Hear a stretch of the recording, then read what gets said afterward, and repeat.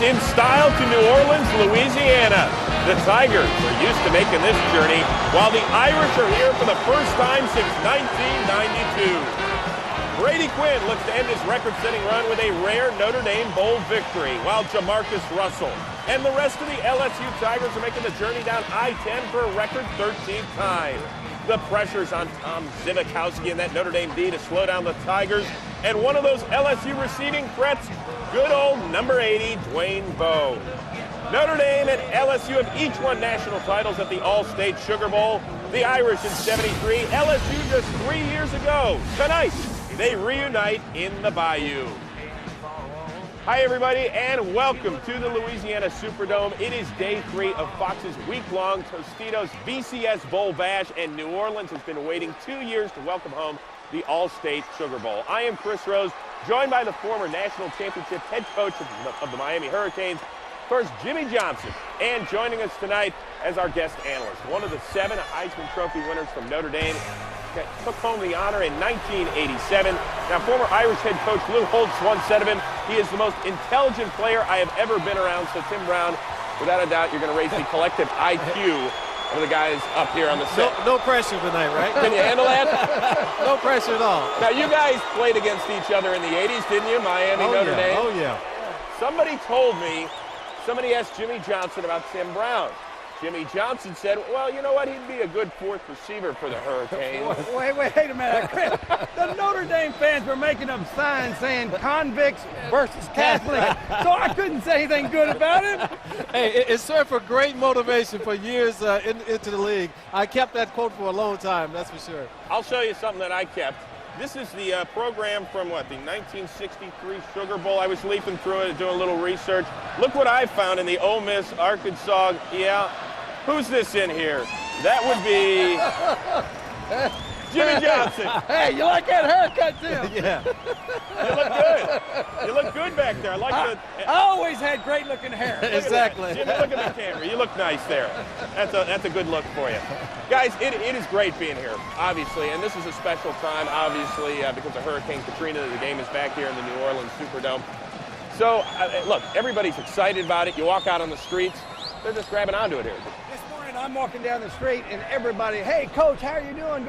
Actually, I was going to get a manicure, metrosexual. Metrosexual. And everybody was upbeat and enthusiastic. Really, it's a positive attitude here. I like the atmosphere. Well, look, we know how excited LSU is to be here, without a doubt. Maybe actually a bit too excited. 4 players have been suspended for at least the first quarter of tonight's game by head coach Les Miles. 2 of them for missing curfew, 2 others for violating school policy. Now, 2 starters, safety Jesse Daniels and kick returner Trindon Holliday, will sit out, along with backup linebackers Perry Riley and Kelvin Shepard. Coach, what's going on here? Anything? Does it mean anything? It'll affect them for the first series or so until they put them back in the ball game. Hey, Coach, 2-3 quarters would be good for Notre Dame tonight. No. This is LSU. It's not Notre Dame. They're set up for about a series. Well, look, obviously LSU and its fans are excited about this. So, too, is Tim Brown and his Fighting Irish. In fact, the Irish could pocket another record tonight, but actually it's one they would gladly give back.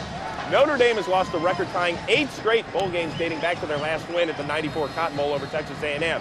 Since then, 87 different programs have won bowl games, including such perennial powers, Troy, Central Michigan, and North Texas.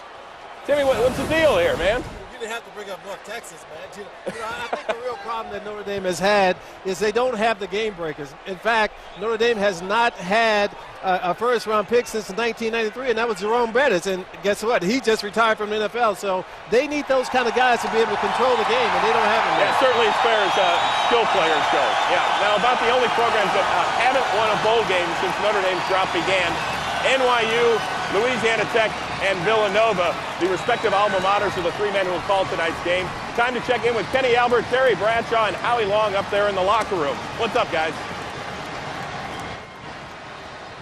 Now, you brought Jimmy's photo from the 1963 program. I brought along some props for my personal collection. College jerseys of Howie and Terry, their helmets as well from Villanova and Louisiana Tech. Now, Howie... Jerseys don't fit, by the way. Little small, Terry.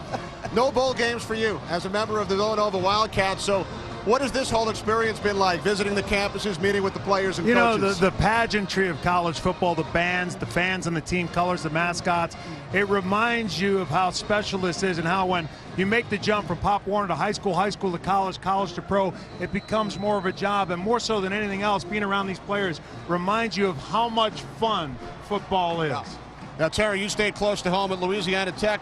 You had the chance to play in the Grantland Rice Bowl twice. So say it with pride, Kenny. The Grantland Rice Bowl. There you are. So does this week, there you are, back in the late 60s. Yeah. Has this week brought back some bowl memories for you? Oh, absolutely. You know, I know the Grantland Rice Bowl, and my class was the first class to go to a bowl game at Louisiana Tech, so I'm very proud of that. Grantland Rice Bowl, we had like 5,000 people there, but to us it was like 105. But the experience and what these young people at Notre Dame and LSU are experiencing is what you have. It's what you take with you. Howie's exactly right. It should be fun, and I've always said college football to me was the greatest experience of my life. And then to play in a bowl, and for Howie and I to walk around and these kids say, Mr. Bradshaw, I kind of like the Tech Mr. doesn't Bradshaw want the part. Wildcats. They don't want the Wildcats. Huh? Tech don't want the Wildcats. The All right, V, baby. Jimmy, the guys are excited. They want you to come up and visit. Nice We'll see you haircut, later. Jimmy.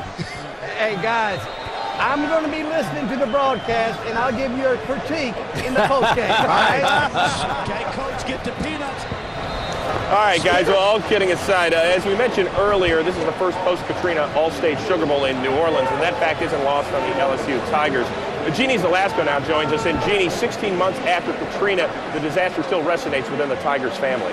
Yeah, absolutely, Chris. In those 16 months, the young kids of the LSU football team really became men overnight in the aftermath of the destruction. It wasn't about winning games. There was a bigger burden than that. These young men actually believed with the destruction of football, they could save the state of Louisiana. And in more ways than one, they did not disappoint.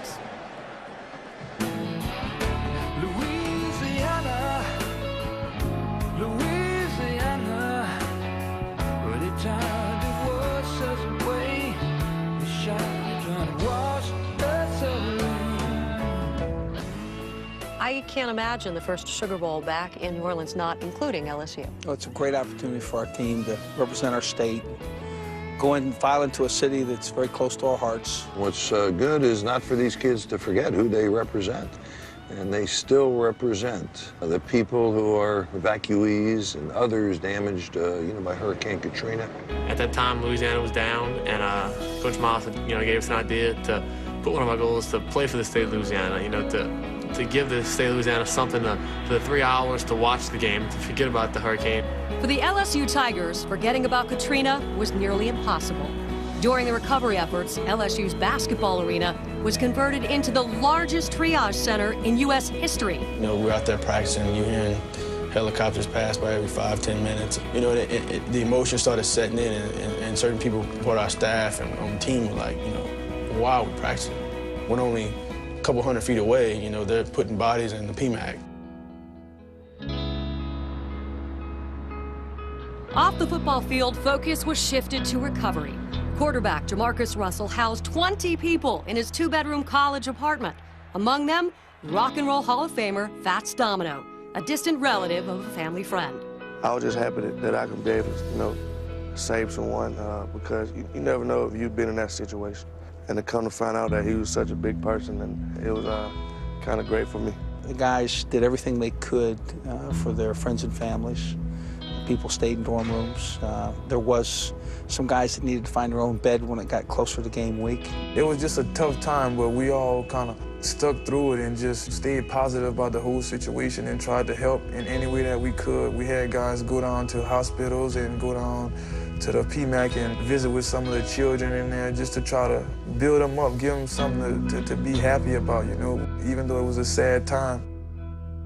I know that Katrina and then Rita that followed changed this state forever. How did it change this program maybe forever? I think there's a kinship with our state maybe we're kind of joined at the hip, if you will. LSU football was awfully important in the state of Louisiana before those storms, maybe a little bit more important after. Louisiana's connection with LSU football is perhaps best described by Tiger Stadium announcer Dan Bournet. His speech was read to the Death Valley faithful last September at LSU's first home game after Hurricane Katrina. Tonight, this historic stadium is lit in gold. and stands as a beacon of promise for our state and for its people. Because on this evening, we vow to move forward under a common flag. Because this is LSU football, and this is Tiger Stadium, and this is Louisiana.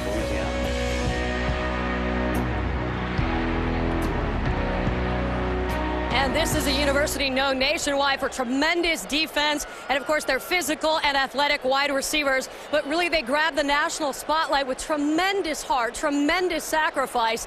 And they would tell you as the 2006 season came to a close, there was a lot of talk about smelling the roses at Pasadena on New Year's Day. But really, there could be no more perfect ending than right here, LSU hosting the welcome back party as the Sugar Bowl returns to the Superdome, Chris. All right, Jeannie, thank you very much. And to the kids' credit, they fully embraced this week, without a doubt. Now, one thing that has always lifted the spirits of the people in New Orleans is their love of music. In fact, both marching bands will perform in just a bit. But recently, LSU's football team got a crash course on playing in concert from Urban Mayfield, the artistic director of the New Orleans Jazz Orchestra. The whole thing about jazz is just like being a great football team. At the end of the day, how do you know a great football team? Because they win. How do you know a great jazz band? Because they sound good.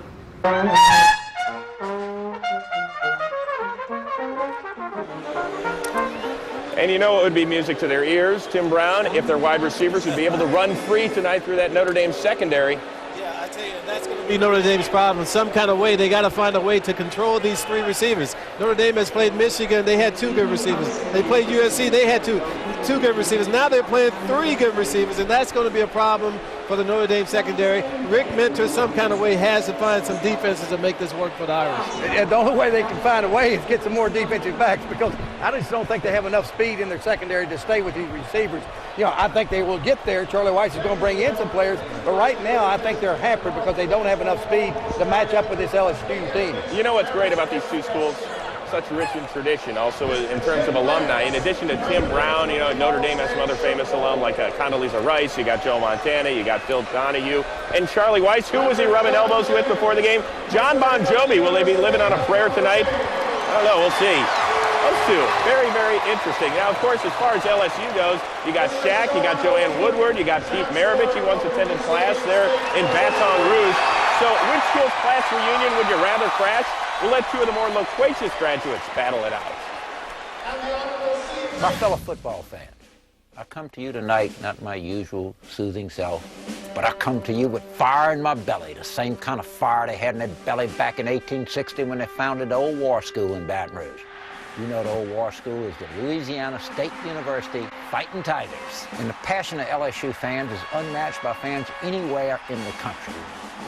You know, there are a lot of people who say the way to calm us down, to soothe our passions, to curb our emotions, is to have a high-powered, high-charged, high-scoring offense. Well, I got 4 words for you. It's the defense, stupid.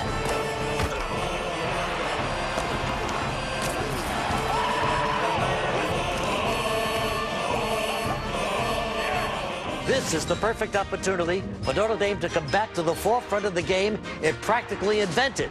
Here's what they've got to do. They've got to play with some abandon, some passion, blitz once in a while. The defense has got to dominate, be disruptive, get to that quarterback. And that defensive secondary, please, guys, stay close to those receivers. Get in their faces. And Charlie Weiss, coach, you've got to give us the best game plan you ever made. Do it again for us, Charlie. Do it for Notre Dame. We need this one real bad. Let's go, Irish. Irish, look, Regis is watching, okay? So do it for him tonight at the 73rd All-State Sugar Bowl. Now coming up, Terry Bradshaw chats it up with Brady Quinn, and the record-setting QB isn't afraid to tell the truth. Autograph and short old picture for me. That's her.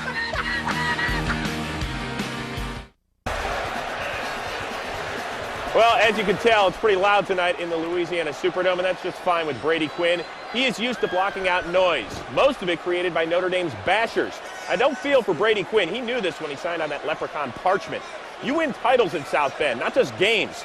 Well, recently, the man with 36 Irish records sat down with our Terry Bradshaw in a chat of 2 Golden Domers. Play action. Quinn. Touchdown, Notre Dame. As it Charlie Weiss with the genius of his play calling, and Georgia. What's the one thing about this offense when he introduced you to it and you went, wow? Going up to the line, you set up everything, whether it's the run blocking, the pass blocking, the checks here or there. And you gotta love that as a quarterback. When you're controlling everything out there, you have the ability to get out of a play and go, hey, this is gonna work. I can throw something deep. Another superb throw by Quinn. Everybody that we all play for, they have mannerisms that we can kind of copy. Coach Weiss isn't looking. Is there any one thing you'd want to show us? Every once in a while, I'll try to, explain something to him that I was seeing or give my point of view, which doesn't always go over well. So say this is the play sheet, the call sheet. Yeah. He'll come up to you and go, how about you call the plays? How about you call the plays? Why don't you want to be the offensive coordinator? If he turns his back, do you ever... No. You don't do that. You can do that now, though. He's got eyes in the back of his head. You can see everything. Watch the Heisman. That had to be disappointing. 2 years in a row. Yeah, it's disappointing, but again, those are things that are out of your control. But it is obviously tough. You're giving me a good answer, and I'm liking it, and I know our viewers are. But you can't tell me that this doesn't drop your heart a little bit. It'd kill me. I mean, I'm not going to New York City and have some clown tell me I didn't win. That hurts. That hurts, man. It does, but you know what it allows you to do? It allows you to put a chip on your shoulder. That next level. I have a lot to prove to myself. You take your helmet off, and I notice your hair is perfect. How's that possible? God made it that way. I mean, look. Okay, we got to close up. Here, come here. What do you think about this? What does that look like? That looks like a pretty nice helmet there. You like that? You look good in that color? I don't know. My girlfriend said I didn't look good in black, but I might.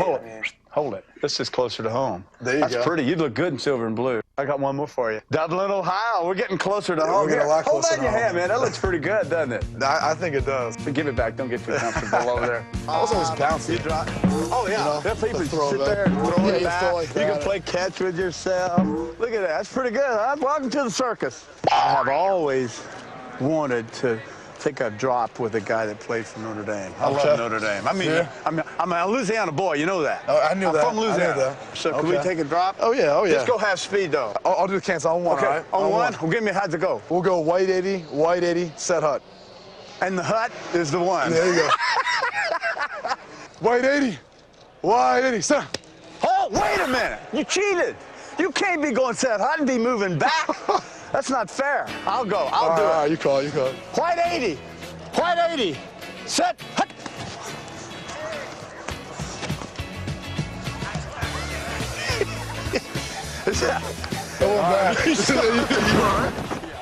By the way, Terry's still sore. Now, Tim Brown, you've watched a lot of Brady Quinn over the last few years. Your assessment of him?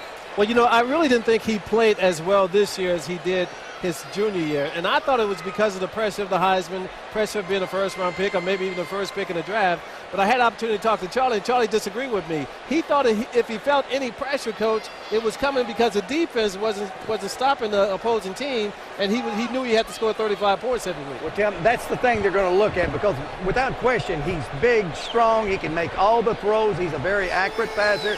The one thing that the scouts will look at tonight against this LSU team, can he avoid the pressure? Can he make the critical throws under pressure? Because he's going to have some pressure from that LSU defense. And tonight he's going to get a little balance from the running game. He needs it because Notre Dame just 1-8 when Brady Quinn attempts 45 passes in a game. Now, 26 of Quinn's 93 career TD tosses have ended up in the hands of Jeff Samardzija, a guy who doesn't mind running 100 yards or throwing the pill from 60 feet, 6 inches.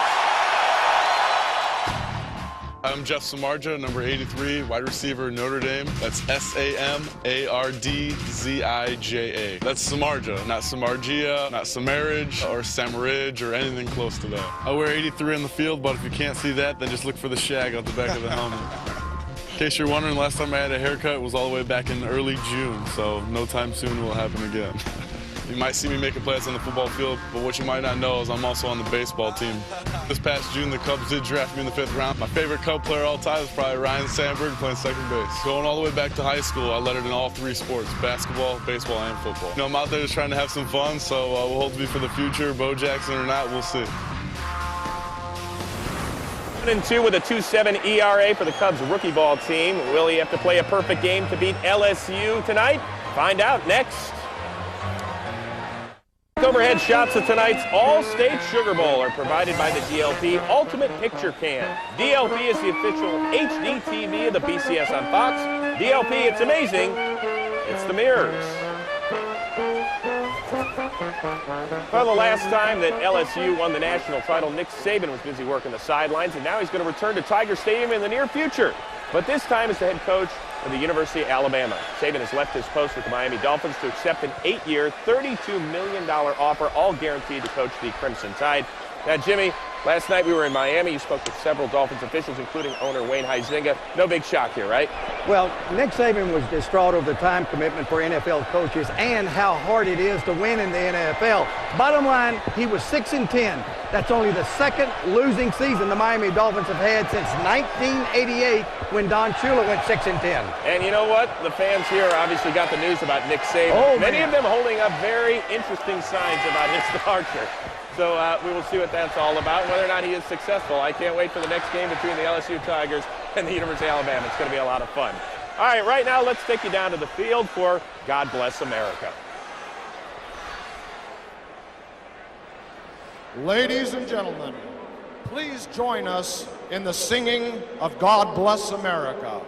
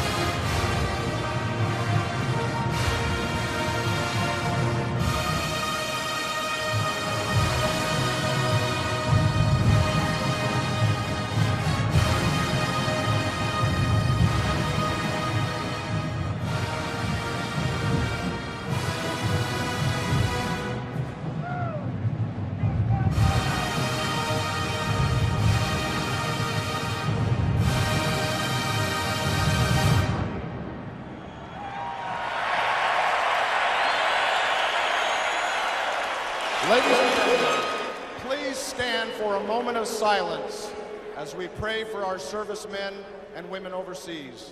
Remember those who lost their lives in Hurricane Katrina, and in memory of Gerald R. Ford, the 38th President of the United States, who was laid to rest this afternoon.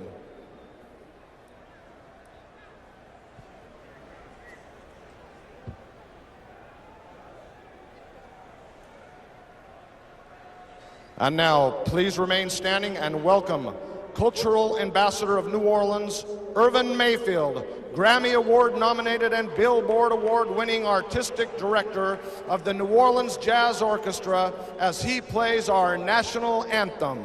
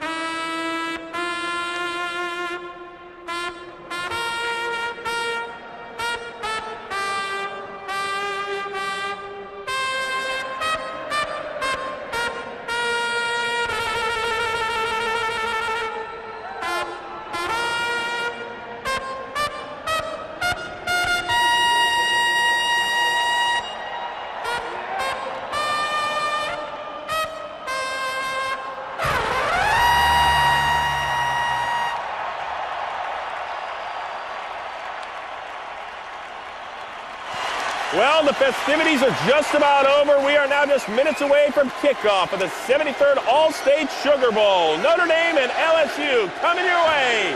Don't go anywhere. Well, let's see here. You got touchdown Jesus, win one for the Gipper, the Four Horsemen, Rudy. You hear any of those things, you think just one thing, Notre Dame. The Notre Dame spirit is impossible to define. We always say we're not better than anybody else, we're different, and that difference makes us a little unique. You walk past Touchdown Jesus or the Grotto or the Basilica, they're all places that really, have a special feel about them. It's almost an aura. We're kind of in the middle of the country. We got a big religious kind of background too, which is a big part. And it's kind of a lot of things that go into Notre Dame and Notre Dame football that cause a mystique. I think everyone walks away from this place feeling that something special that seems to permeate from these grounds. Well, without a doubt, it is truly a special place. Tim Brown, what was it like the first time you ended up on campus in South Bend? You have to picture this, Chris. Hey, it's January the 20th, 1984. It's about 35 below when I get off the plane. They take me directly to the stadium. It's about 3 feet of snow on the field. They have a little path cut out for me. I go to the 50-yard line. They turn me around. They have "Welcome Tim Brown" on the scoreboard. And behind that, it was "Touchdown Jesus." It was a done deal, Chris. I was in, Coach. You think they'd let me in it? I mean, you sold me. I mean, I can go back and get my master's. Huh? You're going to have to denounce Miami first, I believe. Jimmy, seriously, did you like playing up there? I always talk to people. They say it is the best place to play a game, whether you're home or away. It's great, right? A great atmosphere. And, Tim, you may not believe this, but I am a big Notre Dame fan. Yeah. That is a little hard to believe after you beat us down so many times. Hold on. You weren't a big fan after that Cleveland Gary fumble. No, it wasn't a fumble. It wasn't a fumble. Hey, in Notre Dame, that's a fumble. It wasn't a fumble. It wasn't. So what do you say? We have to go back and review the tape from almost 20 years ago? See, if we had replay back then, you would have won another national title. I guarantee you, replay, we would have won. Okay, I got you. Hey, Tim Brown, you know what's out there right now? That's the Notre Dame Fighting Irish Band. Right. Let's listen to them. And now, the Notre Dame Marching Band spells out Irish and plays the legendary Notre Dame Victory March.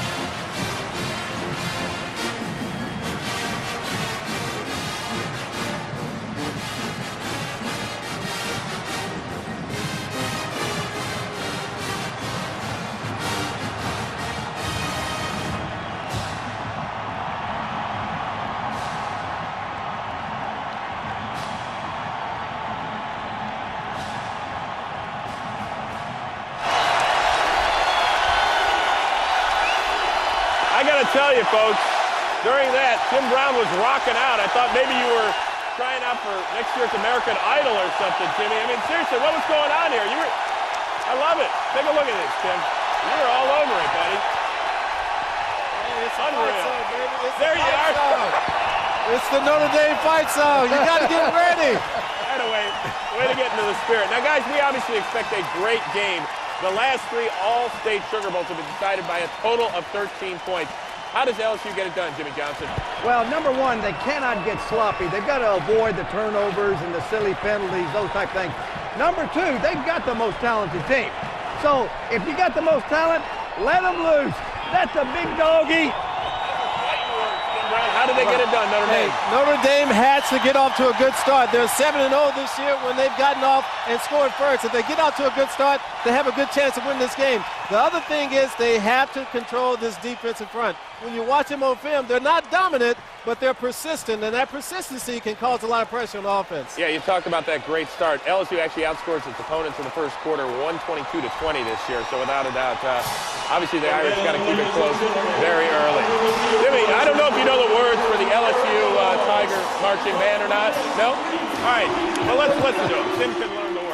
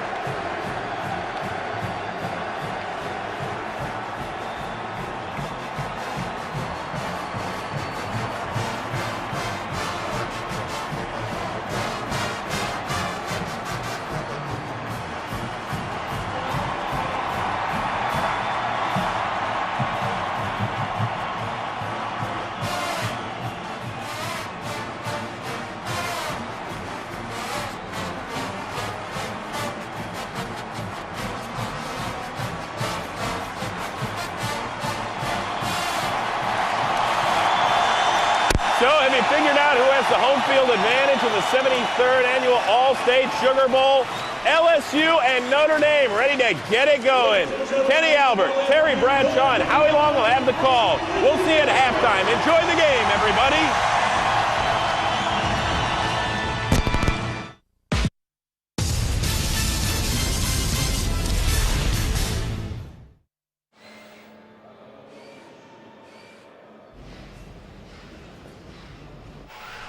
Technology. Making better, better. Onwards, upwards, any way but backwards. Tapping progress on the shoulder and saying, "More forwards, please."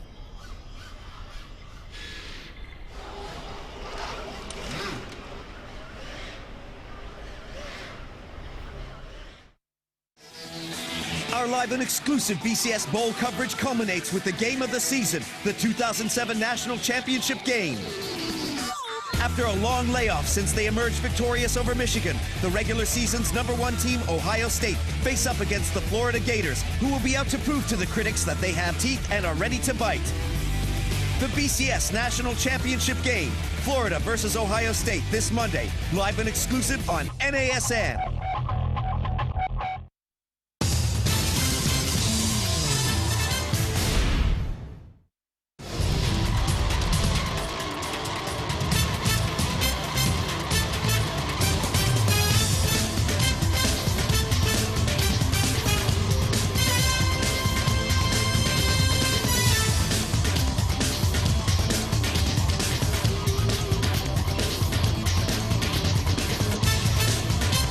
Soul of an army. It makes small numbers formidable, procures success to the weak, and esteem to all. George Washington.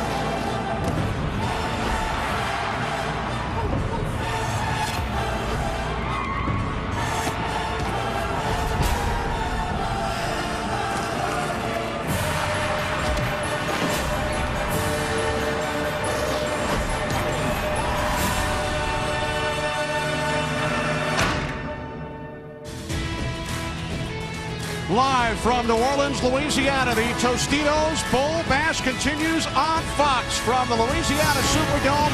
It's the 73rd All-State Sugar Bowl featuring 10-2 Notre Dame and 10-2 LSU. Good evening, everybody. I'm Kenny Albert along with Terry Bradshaw and Howie Long. Pleased to be with you as the All-State Sugar Bowl returns to the state of Louisiana.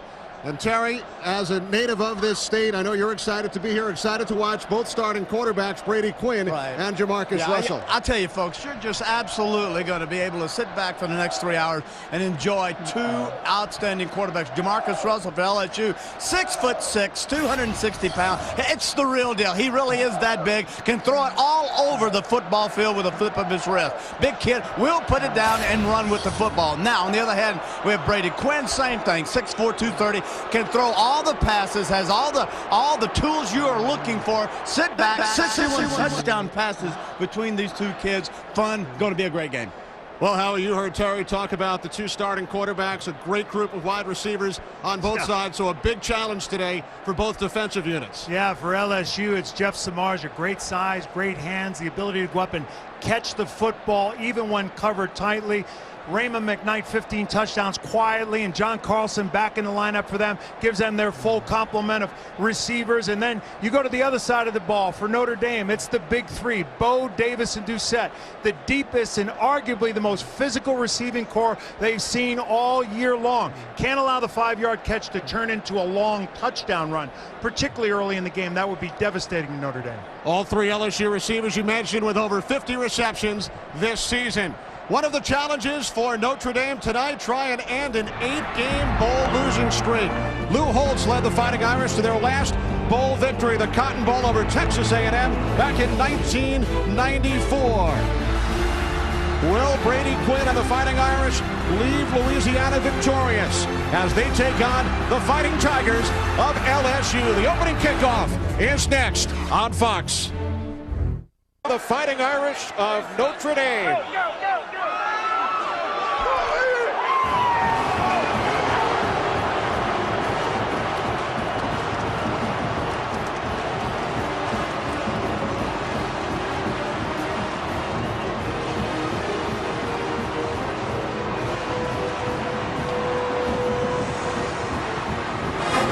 Coach Weiss, we've definitely seen a softer side this week. You told us you wanted all your players to enjoy themselves. I watched you tell each and every one of them to have fun. The thought process being to lighten the load in their mind, facing a heavy burden on the field that LSU presents. Well, I think what's happened is we've had a couple of big games where we come out really tight, too businesslike. So I just wanted to go out and have some fun and play a complimentary game, and I think when I do, I think we'll have a good night. Hey, last day of the office for you and your quarterback. Preseason comments, pre-game comments here about Brady Quinn? Well, I'll tell you what, Brady Quinn's been a pleasure to be around, and I know he's got one more big game left in him for Notre Dame, and he wants to go out with a win. So let's see if we can go out there and deliver tonight. Thanks for the time. Have a great night. Thanks, Jeannie. The Notre Dame Fighting Irish, ranked number 11 in the country with a record of 10-2. As we take a look back at their 2006 season. The wide receivers, Jeff Samardzija and Raymond McKnight, combined for 26 touchdown receptions. The only losses suffered by the Fighting Irish at the hands of Michigan and USC. And the senior quarterback, Brady Quinn, now holds 36 school passing records this season, a career high, and team record 35 touchdowns. And now here come the Tigers of Louisiana State University.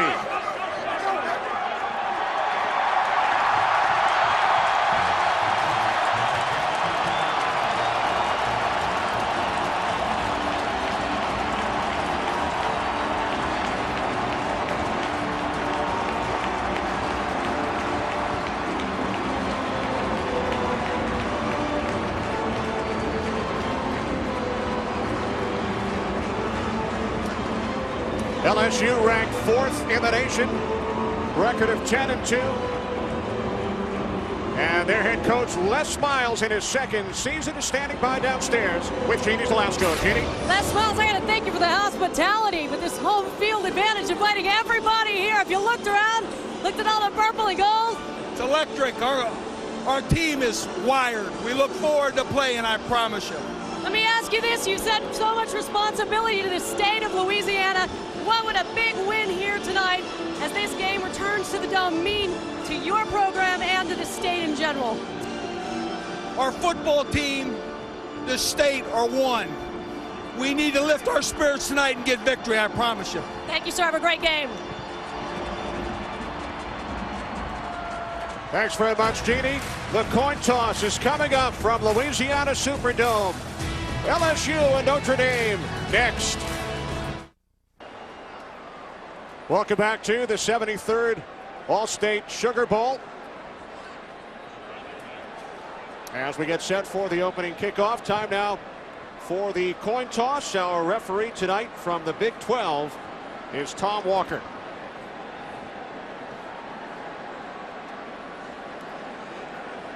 Charlie Weiss sitting there.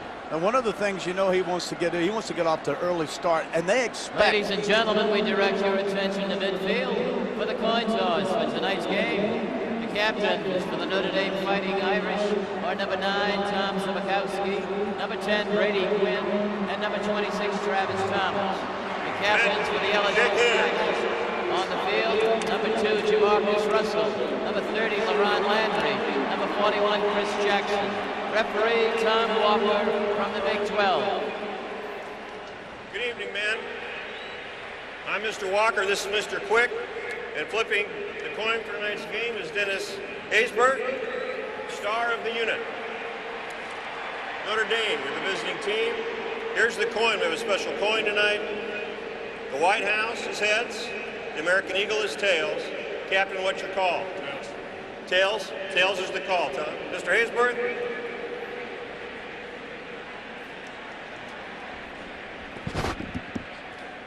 It is heads.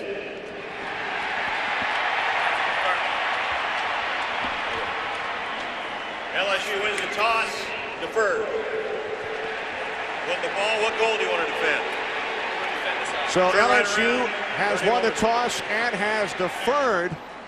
Now, when we spoke to Charlie Weiss, guys, about this exact situation earlier this week, Charlie said to us, I would always take the football. Why wouldn't you take the ball if you win the toss? Yeah, it's all about offense with Charlie Weiss coming over from New England. And the one thing he says is, why do I want to put my defense out there when you score with offense? So he said, of course, you take the football. Aggressive. You know, coaches are defined by who they coached under, and you look at Belichick, you look at Parcells. I think that's who Charlie Weiss is. He's an extension of those two coaches.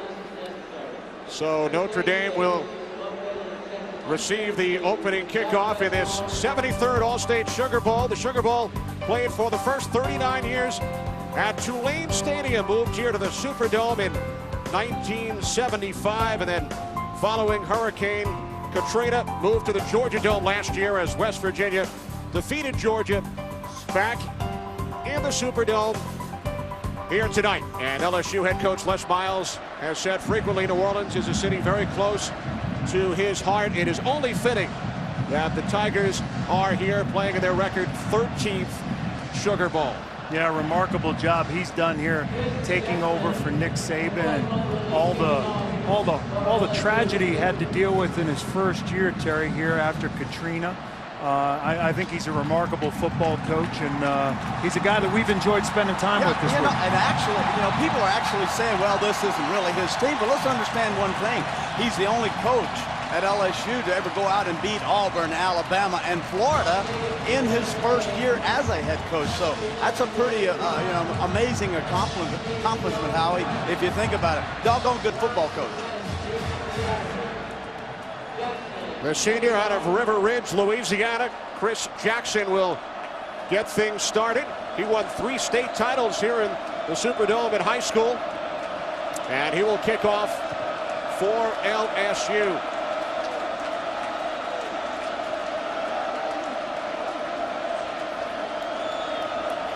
David Grimes, George West back deep for Notre Dame. looking to break an 8-game bowl losing streak, and we are underway from the Louisiana Superdome as Grimes takes a knee. Notre Dame will start from their own 20. Led out onto the football field by senior quarterback Brady Quinn, who will make his 46th consecutive start. The leading passer in school history, holds 36 school records. Yeah, I don't think there's a quarterback in the country, including Troy Smith at Ohio State, who's been under more of a microscope here. And it's important for this Notre Dame offense to get off to a fast start versus a fast starting LSU defense and offense. And they start with an empty backfield. Darius Walker split to the left. He comes in motion. 3 wide receivers set. And Quinn throws it away. Yeah, under pressure from Charles Alexander. Tried to work the double screen. And, you know, you have to keep this LSU defense, which is an extraordinary defense, Terry, off balance. How do you do that? But draws, traps, screens. Exactly. And that was actually that was a good call, but it was a tight end screen, Howie, to Carlson, who's back after missing the last 2 games of the season.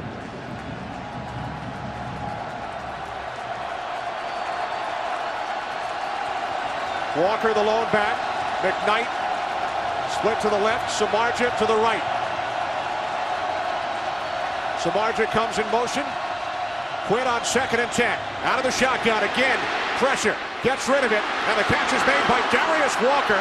And Walker takes it out to the 29-yard line, just shy of the marker, forced out of bounds after a gain of 9. As we check out the Notre Dame offensive line, this group has started all 13 games this season. The backs and receivers. Walker has rushed for over 1,000 yards. Samardzija with 70 receptions. Yeah, Charlie Weiss thought that LSU was going to be aggressive defensively, and they brought Highsmith on the blitz up the middle. Nice read by Brady Quinn. Travis Thomas, a starting linebacker, has checked in. He's in the backfield. Takes the handoff. Good effort by the LSU front. It will depend on the spot. They usually use Thomas on offense, Howie, in goal line situations. Yeah, they tried to run a wham here with the tight end off the line, and they did a great job. They got the block, but Highsmith does a great job filling up in the hole, makes the read, makes the play. And Thomas did pick up the first. Notre Dame is actually, when in this football game, they are looking for the blitz. They expect LSU to man up on the outside because they feel like they don't respect their receivers and come with the blitz. Now they're off. 3 wide receivers. Throw to Walker. Gain of just 1. As he is tackled by the first team All-American Glenn Dorsey. Member of this terrific LSU defense. Bo Pelini, their coordinator. The linebackers, Beckwith, the second leading tackler for the Tigers. And in the secondary, another first-team All-American, the free safety, LaRon Landry. 2 tight ends set, Carlson and Freeman. Walker in the backfield, Samardzija in motion. On 2nd and 10. Quinn with time. And the pass intended for Samardzija. Craig Stelz on the coverage. Yeah, Stelz in for Daniels and replacement for him. And Charlie Weiss, another way you deal with this defense is you go max protection and you hope to get the matchups you want one-on-one. Yeah, this ball was thrown way too late. Actually, Samardzija, when he broke, you could see that Stelz was sitting back about 8 yards, Howie. He cut the route down flat, and then Brady got to him a little bit too late, allowing Stelz to come in and knock the ball down. And Howie, you mentioned Stelz starting for Jesse Daniels, one of 4 LSU players who will not play in the first half due to rules violations. 3rd down and 10. Here they come again, blitz. Fighting Irish have to get to the 40. And the pass to the outside is caught by Samardzija up at the 42 and a late flag.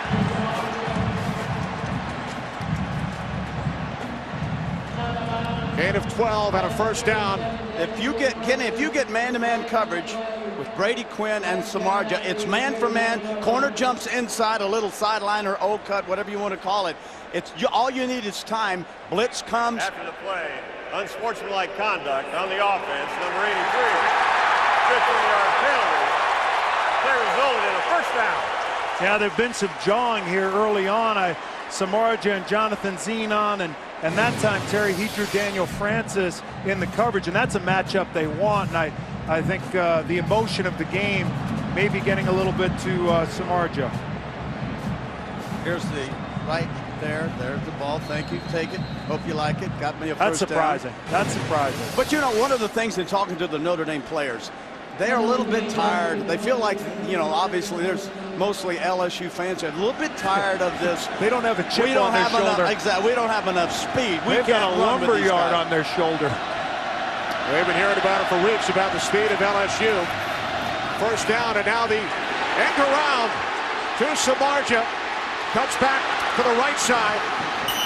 Oh, LaRon Landry had this thing absolutely stone cold dead in the backfield. Sitting there coming on a delayed blitz from the outside, and there's the reverse, and then he hands it off, and there's Landry. Coming from the outside, number 30. There he is, free safety there. Look, hello, how you doing? Where you going? Nowhere. See you later. Back the other way. Look at the block by Brady effort. Quinn. Did you see that block by Brady Quinn? It's your last game. You haven't won a bowl game in 8 years. You block. After all that, Samardzija got back to the line of scrimmage, nothing else. 2nd and 10, the draw. Darius Walker dances out to the 34. Marlon Favorite made the tackle, gain of 7, setting up a 3rd down and 3. So we talked about how does Notre Dame keep this great defense off balance. What have we seen so far? We've seen a couple of draws. We've seen max protection. We've seen a reverse. We've seen a wham. That's a lot to see in the first series on defense. It gives this LSU defense a lot to think about. You saw Ali Highsmith limp off to the LSU sidelines, replaced by Jason Spadoni. Notre Dame so far 2 for 2 on 3rd down. 3rd down and 3. And the pass is dropped by the tight end Marcus Freeman.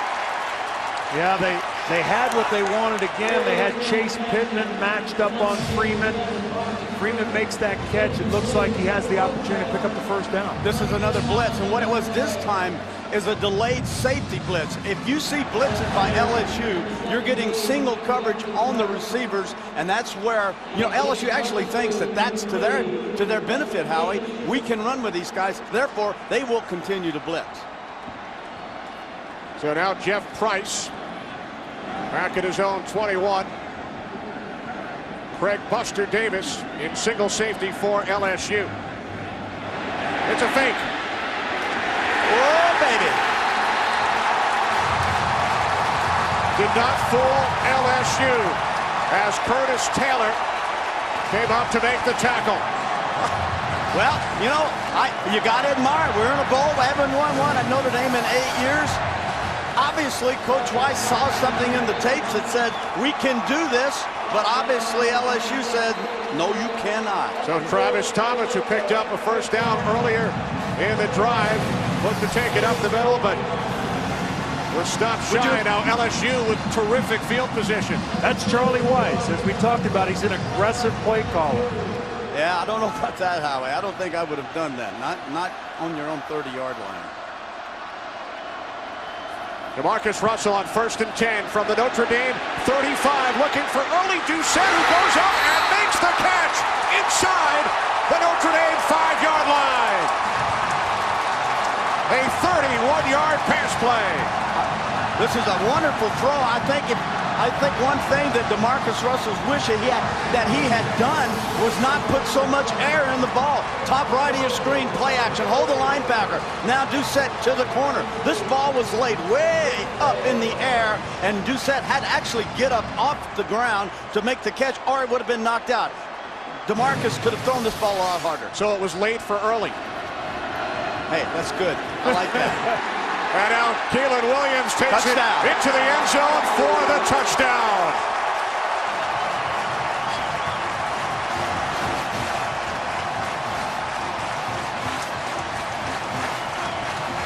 We talked about LSU, fast starters. This is not, I think, the way that Notre Dame was hoping the game would start. Took a big chance. Nope. Charlie Weiss told us he did not want to come here and get down 14 points. And it's his decision to go for fourth down that failed for the Irish that gave LSU this opportunity to score. Colt David for the point after.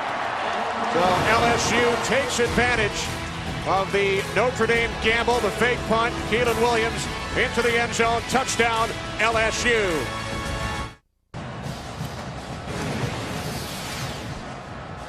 All right, here, this is, you're going to see this is right in the center here. You're going to see this thing work right there in the slot. That's about the ugliest mess I've ever seen. Back to the corner. Bo hooks up, pulls the linebacker. Safety sits on the hash mark, and you can see way too much air in the ball. Notice how high it is. Jacob Hester, the fullback, he went out in the flat. He pulled the corner up. Safety was caught on that island. Inside or outside. They went outside with it. Nice job. Justin Vincent with a great block on the pickup there to give Jamarcus Russell the opportunity to make that throw. The LSU now outscoring their opponents in the first quarter, 129-20. As Grimes takes it out for the Fighting Irish, and he is stopped just shy of the 20-yard line by Jacob Cotrera. So Charlie Weiss gambled after a 10-play drive. 10 plays, only 14 yards. The fake punt did not pick up the first down. And then it takes LSU only 2 plays. And Charlie told us how I expect LSU to go for the jugular early. Yeah, they go for the jugular early, and LSU has outscored its opponents in the first quarter this year, 122-20. And what Notre Dame wants to avoid is becoming one-dimensional, putting the entire game on Brady Quinn's shoulders against this front 6 of LSU. Quinn and the Fighting Irish start from their own 20. Quick out to Samardzija, his second catch, and he gains 8 out to the 28-yard line. Forced out of bounds by LaRon Landry. Nice job. You can't run this play if in fact the corners are up tight. Notice the corner's sitting off. Now you throw the little quick hitch out to Samardzija. Then McKnight gets the block, frees up Samardzija outside. Nice pickup, 8 yards. Great block by Raymond McKnight. McKnight now split to the left. Samardzija to the right. Darius Walker, the lone back, 2nd and 2 from the 28. And this pass is behind McKnight. Yeah, breakdown in communications there. You know, Brady Quinn, when he goes up to the line of scrimmage, what they actually do, Charlie Weiss calls out a number, 527. They send that in. He looks at his wristband and he runs it. Sometimes he calls the wrong. He did admit. No, sometimes he calls wrong. That was a misread between he and the wide receiver. Brady Quinn saw the corner blitz. Raymond McKnight didn't. He should have adjusted. Exactly. His route.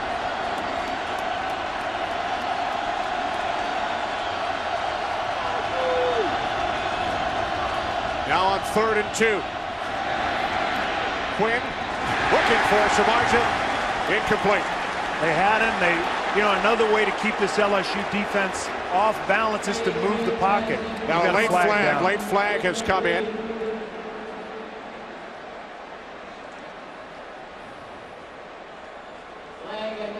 Tom Walker, our referee. Holding on the defense, number 52. 10-yard penalty, automatic. First down. Ryan Willis. Ryan Willis, a backup defensive lineman, a senior from right here in New Orleans. Yeah, they tried to move the pocket on that play with the fullback sealing a defensive end inside. Another way to keep them off balance. Yeah, you can see Raymond McKnight being tackled.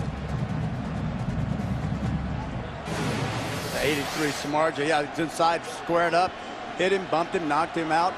Could have thrown the penalty actually on Zenon if you wanted to. So a 1st and 10 from the 38. Walker up the middle, found a hole and gained 7 out to the 45-yard line. This is a good recognition. If you're sitting here watching this game, there's just blitz after blitz, another safety blitz coming up late from the outside, and Walker saw it, made his cut back to the inside. Yeah, Walker's a surprising back. I mean, he has over 1,000 yards rushing. He's not a guy that wows you, but he's good on the draws, good on the traps, the whams. Kevin Good Falk. job for them. Yeah. Charlie Weiss said it reminds me a lot of Kevin Falk up at New England, who, by the way, played at LSU. That's right. Second down and 3. Got it. Quinn to the air. Again looking for Samardzija. Craig Stelz on the coverage. Yeah, I'm kind of surprised right now, given they didn't come with the blitz. You say, can this offensive line hold up with this big, talented defensive line? Glenn Dorsey, Favorite, Chase Pittman, Tyson Jackson, very gifted. That time they had the protection. He had Samardzija. Yeah, he just kind of countered, got the linebackers a little bit crossroad, but he had Samardzija once again open on a crossing route. I mean, wide open. 2 tight ends for Notre Dame. Third down and 3. They have to get to the 48. And that pass intended for McKnight. Dorsey got a piece of it. Well, depending upon your perspective, Chevis Jackson did a pretty good job on McKnight at the line of scrimmage. And that's the one thing that both Pelini and this defense talked about, is we're going to show them more press coverage. We're going to be up on these wide receivers more than they've seen all season long.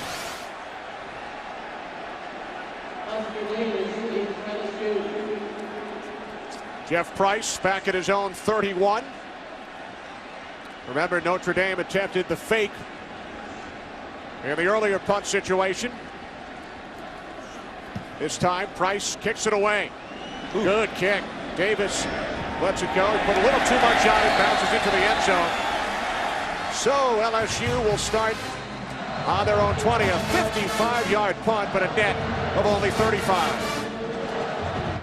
As we take a look at the Tigers and the Fighting Irish, LSU won their last national title here 3 years ago. Billy Cannon, 1959, their only Heisman winner. Notre Dame with 7, including Tim Brown back in 1987, who joined Chris and Jimmy on our set. Tim McGraw. Yeah. Down on the field. Popular guy. Wearing the colors of LSU. Early Doucette. His second catch. Gain 6. Late hit. 2 flags. Yeah.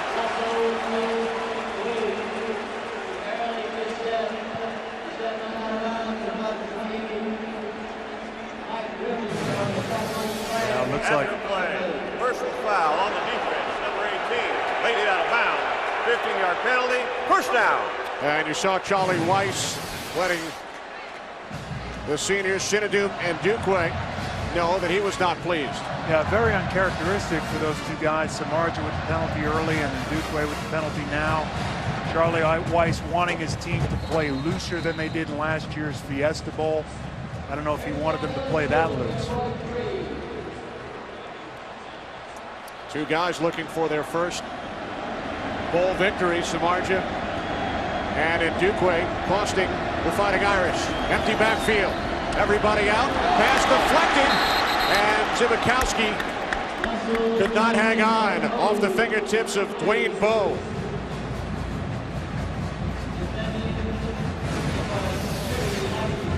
A little quick slant to the left of your screen. Ball pops up in the air out of Bowe's hands. Zibikowski, strong safety. And you talk about a guy, you're looking at number 9, the strong safety for the Irish. A guy that's had enough of people talking about we don't match up. We don't have the speed.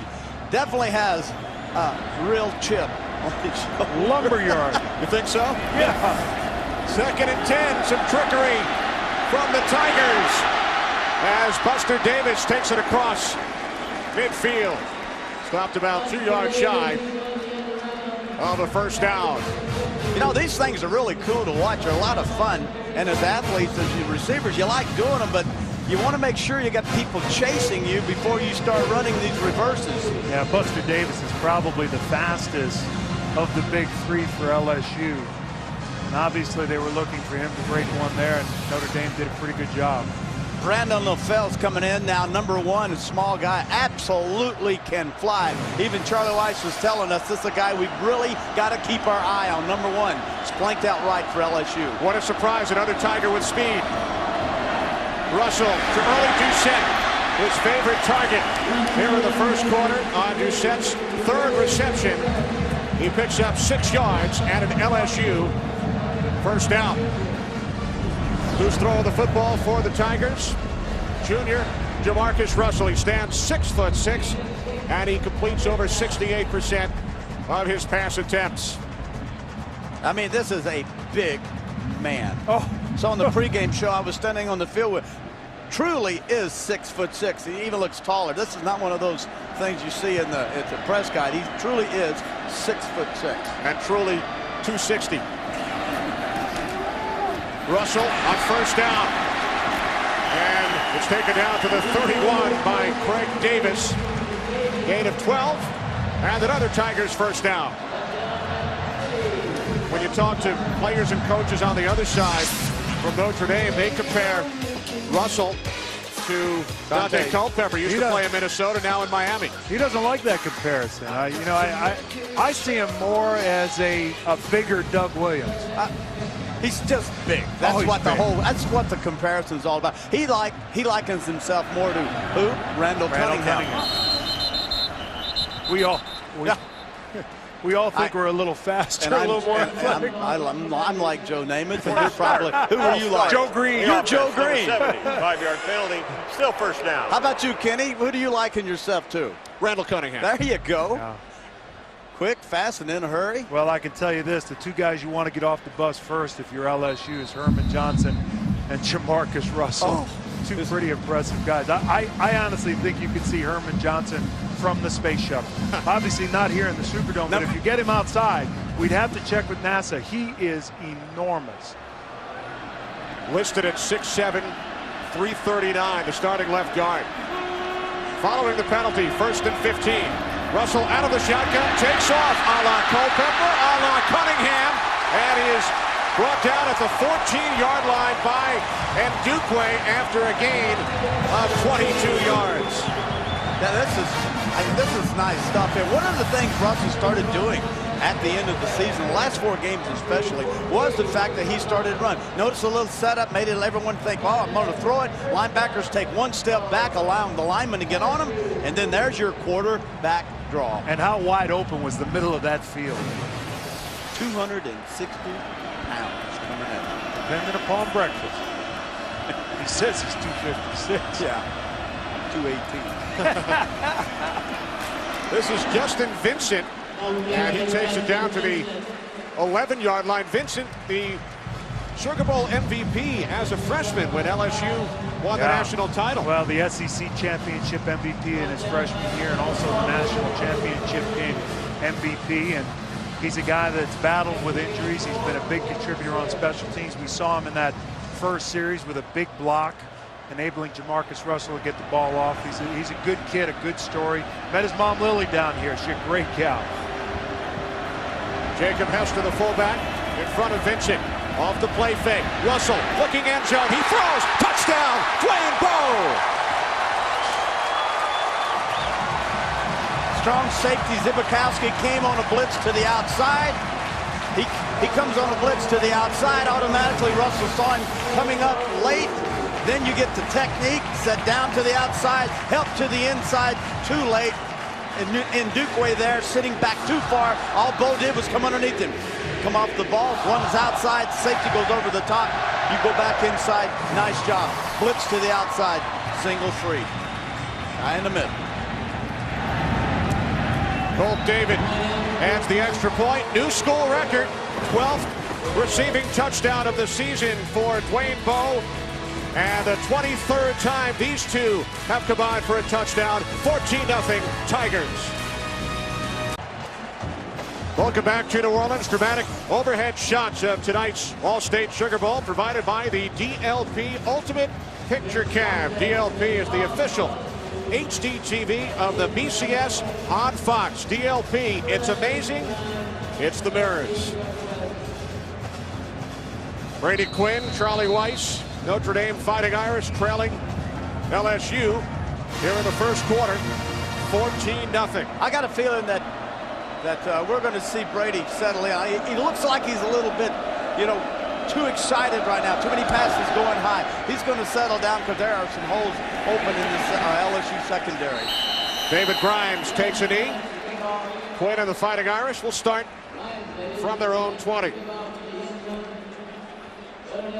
Yeah, I tell you what, that's not the way you want to start. We talked about that wide receiving core from LSU, and we've seen some wide receiver screens. We've seen 2 or 3 of those, and Bo is such a gifted receiver and beats the double coverage there. Probably the most physical receiver. He's the guy that if you're going to run the ball across the middle on a route, he's the guy to do it. 223 pounds. You talk about physically impressive. We watch him in practice and said, wow.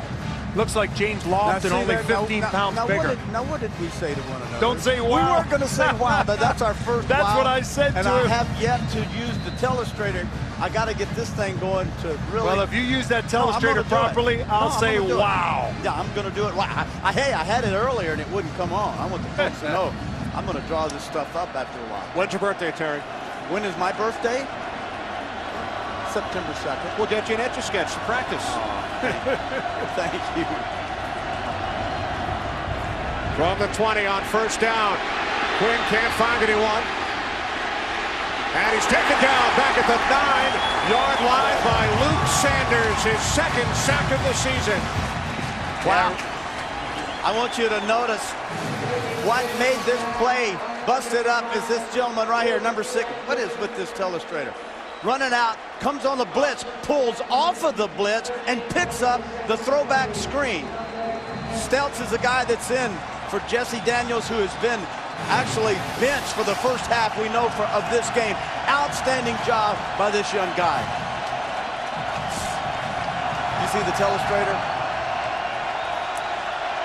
Keep practicing, Terry. We'll get it by the second half. I'm losing You're doing great. No, I'm not. Second down and 20 following the sack. Walker, a couple of nice moves, and he gets back out to the 21. Across the original line of scrimmage prior to the sack. Gain of 11. Daniel Francis made the tackle. So a 3rd and 9 coming up for the Fighting Irish, who already trailed 14-0. Yeah, they tried to set that last play up, which you just drew up on the telestrator. So well. A little earlier when they bootleg Brady Quinn and they seal the defensive end in and they threw the ball that side, but then they tried to throw the ball back, and LSU did a great job of recognition. 2 tight end set. Notre Dame needs the 30-yard line for a first down. From the shotgun, Quinn to Walker out of the backfield in a foot race with Sanders, and he picks up the first down and more. Darius Walker all the way out to the 42-yard line. Gain of 21 as the Fighting Irish move the chains. They double up the wide receivers. They went press coverage on them. They had a man over top, and the one guy that got singled out of the backfield was Walker. Man for man on the linebackers. Nice move by Walker, number 3 in your screen. Ball is snapped, checks, goes down. Sanders picks him up. Notice to the inside, he's got him beat right off the bat. Boy, that's a great call. Darius Walker, 3rd in the nation coming into this game. 54 receptions out of the backfield. Samardzija, penalty flag. It's like a face mask. Gain of 3 on the penalty yardage will be added on. That's the thing about Samardzija. You don't realize how big he is. He's all of 6'4", 6'5", rangy. Personal foul, face mask on the defense, number 21, automatic, first down. Chevis Jackson grabbed the face mask.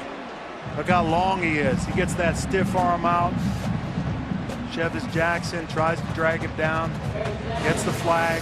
But Samardzija is a very physical runner. He's deceptive. He's deceptively fast because he's a long strider, and he's physical and he's long. His arms are long, his legs are long. So Tough to bring down. So you're saying he's long. He's long, okay. Yeah. Like Howie? Well, long. There you go. That arm, guys, can also throw strikes. Yeah, they said they've clocked him at 98. 3:23 remaining, first quarter. Notre Dame in LSU territory for the first time.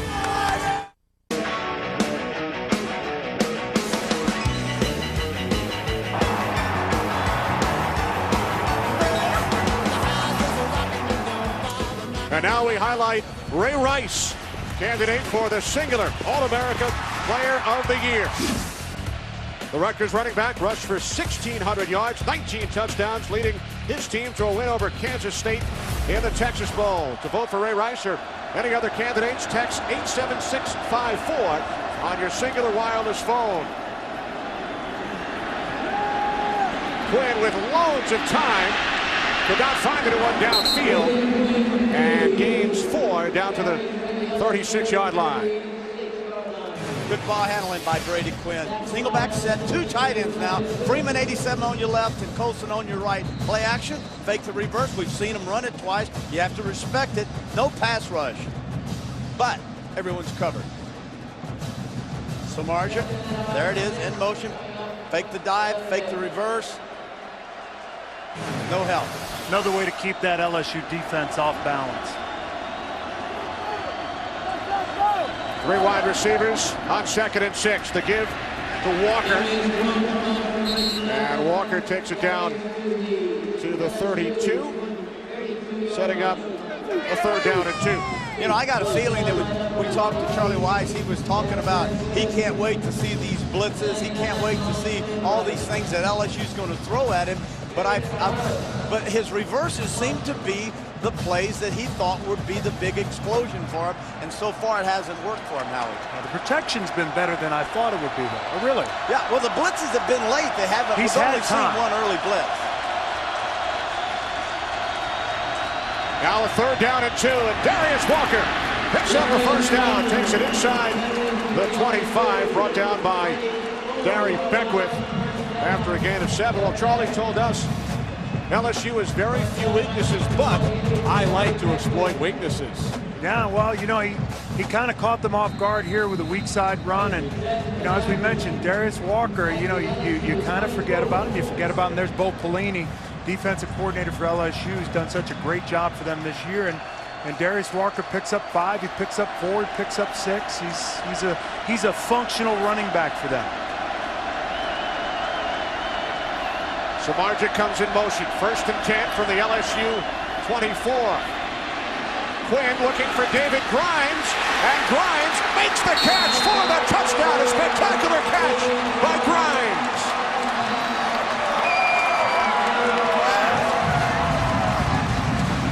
You know, in a perfect world, you don't make that toss. You don't throw that football. You don't even think about throwing it.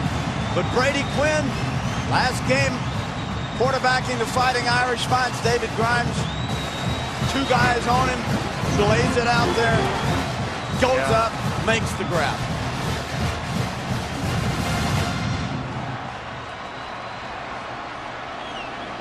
Carl Joyant for the extra point. Samardzija is the holder. The Fighting Irish have pulled to within 7. Sitting out here on Jackson, Chivas Jackson goes inside. Chivas Jackson goes, Grimes goes down, out, and up. Now there's your throw. Great coverage. Actually, Jackson comes off. Landry comes over. He recognizes what's happening, but this is just a great job by the receiver going up. There he is, makes the adjustment in the air, makes the catch. Yeah, they like to work him deep. He's the guy that caught that falling down catch versus UCLA early in the year that set up the game-winning TD. Charlie Weiss got what he wants now. Remember, he said, we don't want to wait till halftime to make adjustments. We're going to make them on the fly. He learned that from Bill Parcells and Bill Belichick. Yeah. This is a team that's been behind a number of times this year. They've been behind at the end of the 1st quarter in 5 games this year, and they've come back in 3 of them. Of course, they lost the USC game rather, in the Michigan game. Well, you never know. You know, games like this, bowl games, kids are excited. You get a few breaks, you get down. It only takes something like a great catch by David Grimes to kind of get you know, it just kind of goes through the whole team. Now we'll see how this defense of the Irish responds now. Burley Doucette on the return from the 5. Doucette taken down as he crossed the 20. Aerial coverage of tonight's game provided by Budweiser Select. The 73rd All-State Sugar Bowl. We come to you from the Louisiana Superdome, the first Sugar Bowl took place back on New Year's Day 1935 at Tulane Stadium as Tulane beat the Temple Owls. Were you in the stands that day? 1935. Oh, I'm sorry. You know who coached Temple in that game? Who? Pop Warner. You're kidding. Did you play Pop Warner? Yes, I did. I couldn't make weight. I couldn't. Your head was. Boy's head's too big. Couldn't make the weight. I think it was 120 at the time. I don't know what it was. I bet your kids couldn't play either, could they? Kyle couldn't play. No. Chris couldn't play Pop Warner. Too big. Well, perhaps Terry was not at that first Sugar that Bowl. was a shot. You guys are taking a shot at me. That's all right. No, I'm ready to go the other way, Terry. I was about to mention that you played in the last game ever at Tulane Stadium, Super Bowl IX. Oh, that's a little piece of history. They knocked it down right after. January 1975. What do you got to say for yourself? Couldn't get any better than that. It couldn't get any better. Knock it down. Knock it down. The way you played that game. Win the game and then knock it down. That's it. So he wasn't there in 35, but he was there in 75. Joe Green. There, look at this. Look at my man. What a stud. I mean, am I chiseled or what? What A stud. Look at that. Rifle, look at that. Isn't that amazing? Long blonde locks flowing. We're number one thing there. That's good. I like that. Terry's first Super Bowl, January 12th, 1975. Last game ever at the original Sugar Bowl site, Tulane Stadium. On first down, Justin Vincent. Vincent all the way out to the 34 before he was tackled by Terrell Lambert. Gain of 13 for Vincent. Early Doucette on the run back. That's David Bruton right there pulling him down. This is where he got hurt. Had to leave the foot. Got a leg. That tackle might be illegal at the next level. Doucette replaced by Brandon LaFell. LaFell in the slot. Hester shifting. Russell off the play fake. In trouble. Ball comes loose. And it's recovered by Travis Lightgo of Notre Dame. You know, one of the things we talked about is Jamarcus Russell's size. 6'6", 256 pounds. Now that's a good thing and a bad thing. When is it bad? When you try to hang on to that ball, you think you can make a throw with people draped on you. I've seen it time and time again. Biamiri actually forces him to step up. Look, Lightgo comes in. Ball's popped out, but you're right, Howie. Big man, you got to protect that ball. You pull it in. Sometimes you have to give up on plays, throw it away, or just go down and live the fight another day. But once again, the defense for Notre Dame did rise to the occasion. Grimes gets him the touchdown, now the turnover. Lambert, the sack, Lightgo, the recovery. 1st and 10 from the LSU 21. As the first quarter comes to an end, the Tigers jumped out quickly, took a 14-0 lead, touchdowns on their first 2 possessions, but the Fighting Irish storming back. We'll be back in New Orleans after this.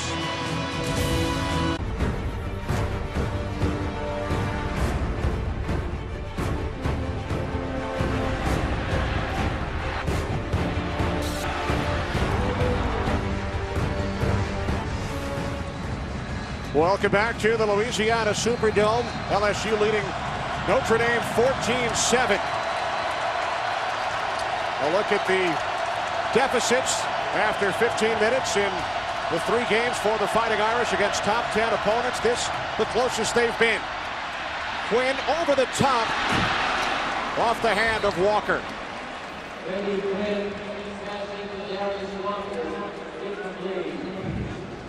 We've seen a number of those balls tonight where, you know, he's had time. Offensive line, gone max protection, 1 tight end in, 2 tight ends in, fullback. He's had time to make the throw. The throw is there. It's either a little high or it's dropped.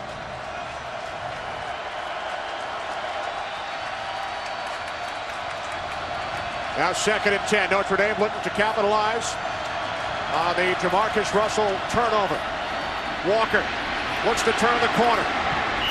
Forced out of bounds by Landry.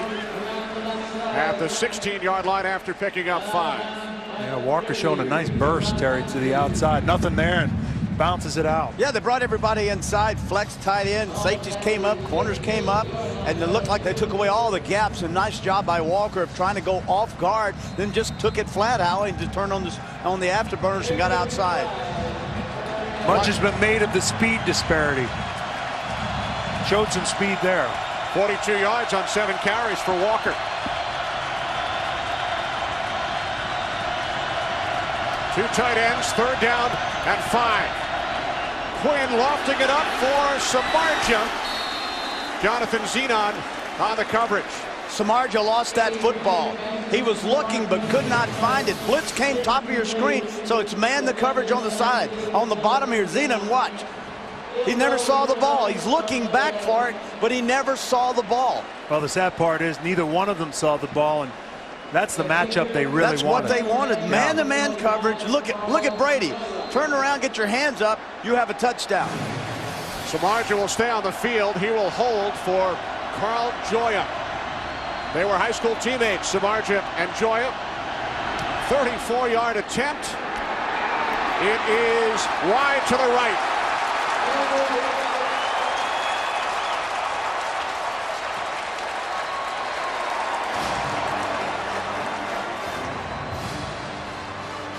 So the LSU lead remains 14-7 early, 2nd quarter.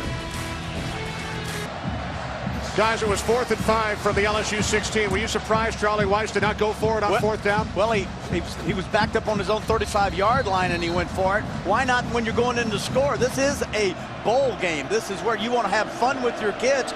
Give them a shot, man. Listen, give them a chance to make a touchdown. Inside handoff to Keelan Williams. And Williams takes it across the 30, carrying Zibikowski with him for an LSU 1st down. Yeah, they came into this game 19 for 32, and obviously they went for it on 4th down today. Now 19 for 33, and converted 59% of their 4th down conversions. So much of who we are as players is who we played under, and so much of who people are as coaches, who they coached under. Bill Belichick, #1 in the NFL and going for it, success-wise in the NFL. 4 receivers set, 1st and 10 for the 31, nearly picked off by Ndukwe. And I mean, he read this play perfectly. You've seen this formation early, 3 wide. That's the little wide screen, but number 19, Ndukwe, comes up on the outside, see him running up, saw the play, diagnosed it, went after it, should have picked it off, could have taken it on in. Smart by Ndukwe, because it looks like the ball might have been thrown behind Russell, which would have been a lateral. And Ndukwe does a nice job. Why take a chance? You never know. And Ndukwe, a high school teammate of Brady Quinn. They met each other in junior high school back in the 8th grade in Dublin, Ohio. On 2nd and 10, Russell looking for Williams. Derek Landry got a hand on it. 3rd and 10 coming up. We check in downstairs with Jeannie. Well, the LSU defense has Notre Dame on their heels, but you should see what the Tigers team is doing to their training staff. Ali Highsmith hurt his ankle. They thought they removed the tape and realized it was just a tape job problem, so they retaped that left ankle. He's back in there. And then you guys showed the injury to wide receiver Early Doucette. Guys, that is a bruised knee. He's fine. He said, I'm getting back to work. All right, thanks, Jeannie. 3rd down and 10. 3 wide receivers for LSU. Russell steps up, spins, and is brought down at the 34-yard line. Yeah, Zibikowski came on the blitz, and Jamarcus Russell, we talked about his size, and he ran right through Zibikowski, but they were able to get him on the ground short of the 1st down. Coming up top left of your screen. Good timing there. Good job of coverage downfield. You're talking about, well, speed. I'll tell you what, Notre Dame's doing a pretty good job, Howie, and manning up on these receivers for LSU. First punt for Chris Jackson. Zibikowski back deep. He has 3 career punt return touchdowns, including one this season against North Carolina. Calls for the fair catch at the 20-yard line. 46-yard punt by Jackson. Notre Dame offense back out onto the field, trailing by 7.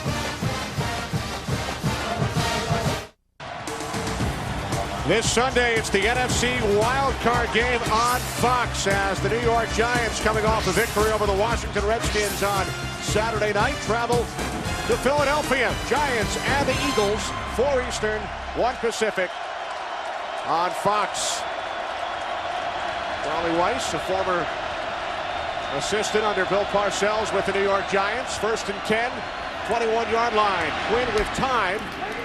And the pass is caught by Rhema McKnight, his first reception of the game. And Charlie put to bed this week the recent rumors about a possible return should the Giants make a coaching change. His son, Charlie Jr., is in the 8th grade. And Charlie said yesterday, I intend to be at Notre Dame until Charlie Jr. graduates. Yeah, you know, he said at one time, you know, obviously that was a dream of his, but that time has come and gone, and Notre Dame has described his buyout and his contract as Herculean. From the cartoons and movies I've seen, that's pretty strong. 8 years remaining on that 10-year deal.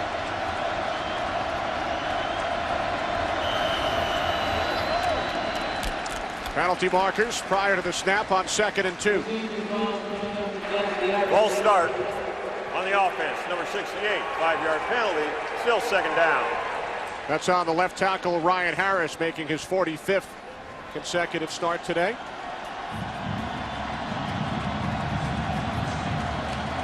Brady looking at that wrist, and I want to make sure he gets the right play call. That was pretty funny, wasn't it? Yeah. Talking about call the wrong number.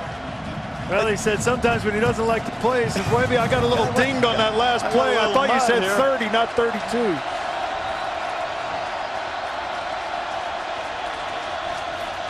Let's see what play they run here. It's the draw, Darius Walker.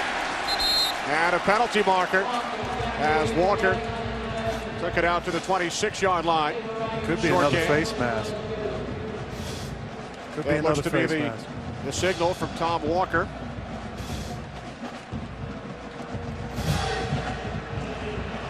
Number 99, 5-yard penalty. Repeat 2nd down. That's on Marlon Favorite. Did a nice job, got off the block, but got a little bit too much of that face mask. Here you see him coming in.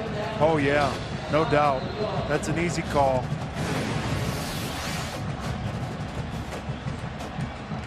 Get a penalty, you get pulled. Yeah. Is that how it goes? We've seen that furrowed brow on Les Miles' face. Oh. Don't want to disappoint him. 2nd down and 1. 1st down, Darius Walker.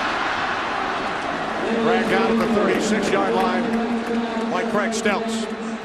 If you're going to go wide, one of the things you have to be able to do is seal down. You need to seal everybody to the inside. Nice job by Carlson, number 89, the tight end, pulling down, hands up. No one gets off. Look, just goes down. You know what they've done a nice job of is Walker's done a nice job. These plays that he's getting wide on are designed to go in the A and the B gap, and he's bouncing it outside, showing a surprising burst. Now, A and B gap for our A and B gap would be guard, center, guard, tackle. A, B, that's the C. Is there a D? Well, that's real wide. Like bench? Yeah, that would be over by Charlie Weis. Oh, Walker took it out to the 45, gain of 7. I wonder if there's an A in the B gap up in the band section. I don't know. You know, we've seen some. These two schools have great band. We had an opportunity to watch them a little bit before the game, and you know, it's a big part of college football. I enjoy. Was it you that was? Were you telling me that if you played an instrument, it would be the flute? Yeah. Is that what it? Yeah. You got a problem with that? No. I don't have. Well, maybe a little. 2nd down and 3. Here's Walker. And Walker fights his way across the 46. What about you, Terry? What instrument would you play? I was a trumpet guy. Yeah, and now I play the guitar. Gut string. You know what that is, Kenny? What's that? The gut string. Okay, good. Now, the biggest question, Terry, that I've heard all week. We just lost the entire Northeast. The gut string. The gut string. All right, whatever. Now, the biggest question I've heard, Terry, asked of you this week, why did you not go to LSU? Well, you know, it's kind of embarrassing. but I couldn't pass the ACT test. I mean, that's pretty much it. I signed with LSU, but I couldn't pass the test. They wanted you. Wasn't a test guy. If he's open, I throw it to him. That's pretty easy to me. Raymond McKnight is open. Quinn gets it to him. And McKnight takes it into Tigers territory. This is fun stuff here. Cornerback is off. You get a cornerback off, not a problem. Just drive off, push him, turn around, little 5-yard hitch route. That's, it's nice. If he's pressuring you, gets up in there, now you can do your fade routes, push off, come inside, but that's nice. Here comes your blitz to the outside. That's Jackson. Sees the blitz, turns around, corner is off, 5 yards. Nice Great read by Brady Quinn. Second down and 3. Samardzija in the slot. Grimes split to the right. They keep it on the ground with Walker. Not much. Just Walker. I want to go back to that blitz again and tell you that one of the things that Charlie Weiss did do for his quarterback is that Brady Quinn has, every time he gets to the line of scrimmage, he has the option. If he sees blitz, anytime he wants to, he can change everything and audible to it. No one will ask any questions about it. And matter of fact, he encourages him every play. If you see it, take the shot. Yeah, the first thing that really shocked Charlie Weiss when he got to Notre Dame was Brady Quinn's ability to absorb the offense in a short span of time. Very impressed with that. Third down and 2. Notre Dame has to get to the 44. And McKnight able to pull it in. What a grab. Wow. Zenon all over Raymond McKnight. He deflected it and then made the catch for a first down. This is a hard throw, to just out. Ball's down low, ball's behind McKnight, reaches back, pulls it in. Ball back, ball goes up. There's the tackle. Great. I mean, this is great concentration. Nice catch. Coach, are you happy? There you go. Jeez. There you are. He's happy. Notre Dame on the move. They trailed 14-0. It's now 14-7. First and 10 from the Tigers 38. Off the play fake. Quinn going deep for Samardzija. And the pass is intercepted. Zenon. Jonathan Zenon, his 4th pick of the season.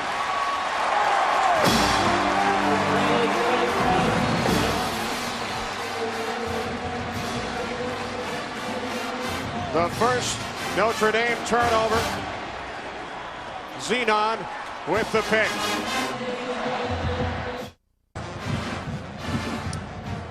Welcome back.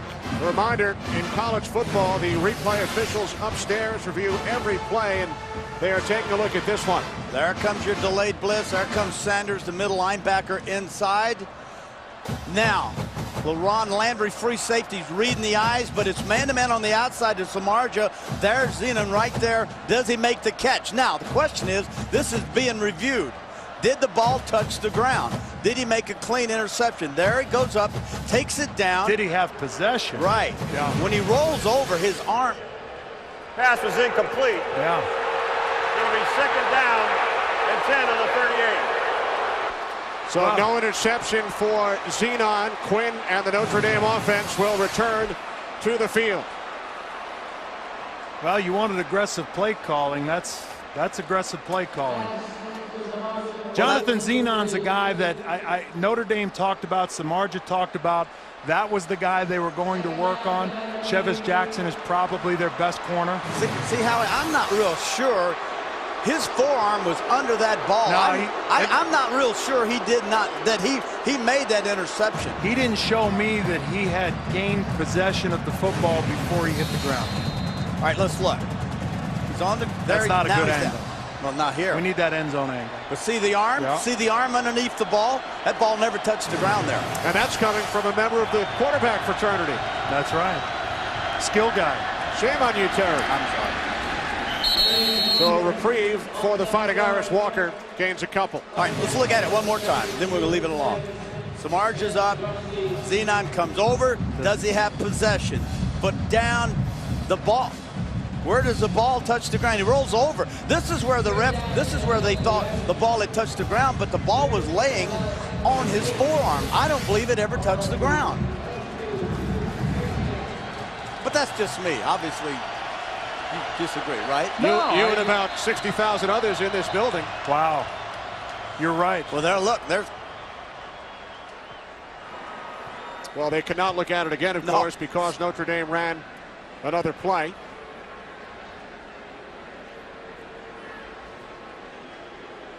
We are told the scoreboard time is incorrect, so the officials getting together to discuss it.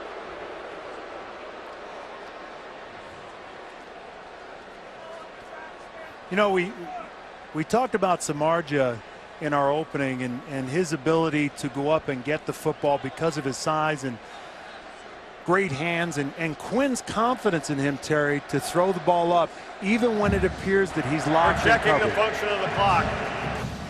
Yeah, I agree with that, but so many times we read in the paper 60-yard touchdown pass, 70-yard touchdown pass. Those balls do not travel that far in the air. And that pass, unlike Jamarcus Russell earlier when he threw the ball and put too much air on it, this pass was late. This pass should have been thrown a lot sooner. Once again, not quite as much air under. In other words, don't throw it so high.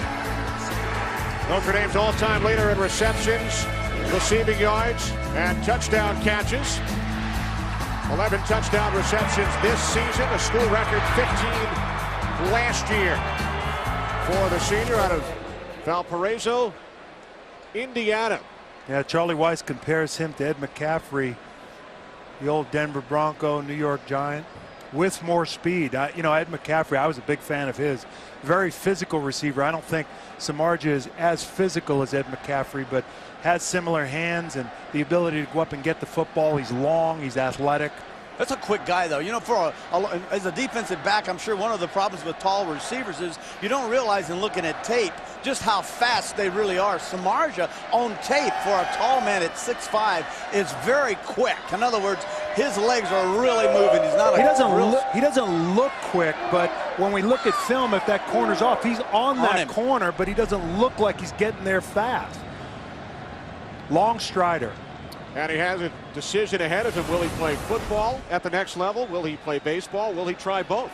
Yeah, he says he's going to try both. And I think he's got a bonus package every time he checks into. There's a malfunction of the clock. It stopped running. We ran off 8 seconds, and we should be set at 7:47. Samardzija, drafted in the 5th round by the Chicago Cubs, played A-ball out in Boise, drove 1,700 miles, got in his car this summer, drove 1,700 miles out to Boise. Had a chance recently to meet the new manager of the Cubs, our former colleague at Fox, Lou Piniella. Yeah, I think he said he's got 4 pitches, 2 variations on the fastball. Samardzija lined up in the slot, 3rd down and 8. Fighting Irish have to get to the 28. Empty backfield. Blitz. Everybody out.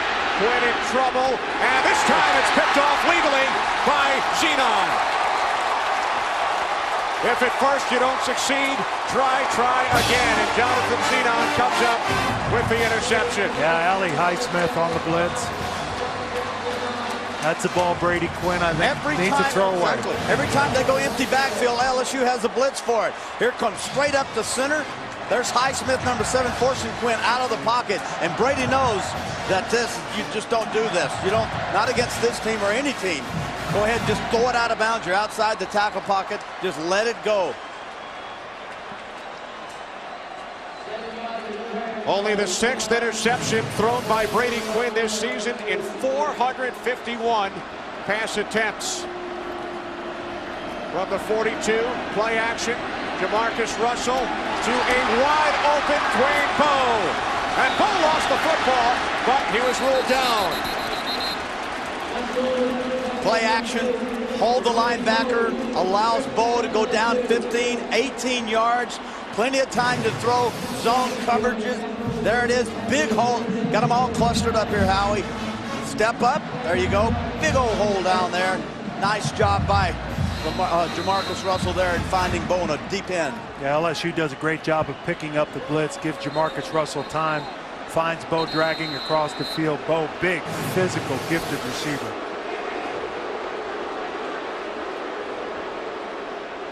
Now, Bowe was ruled down by contact, which is not reviewable.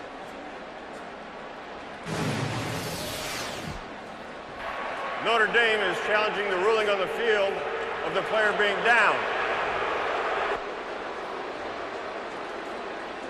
Now, Walt Anderson is in the booth with us, supervisor of officials in the Big 12, and Walt telling us that that cannot be challenged because Bo was ruled down by contact. Who would know better, right? We trust Walt. Absolutely. Walt keeping us honest.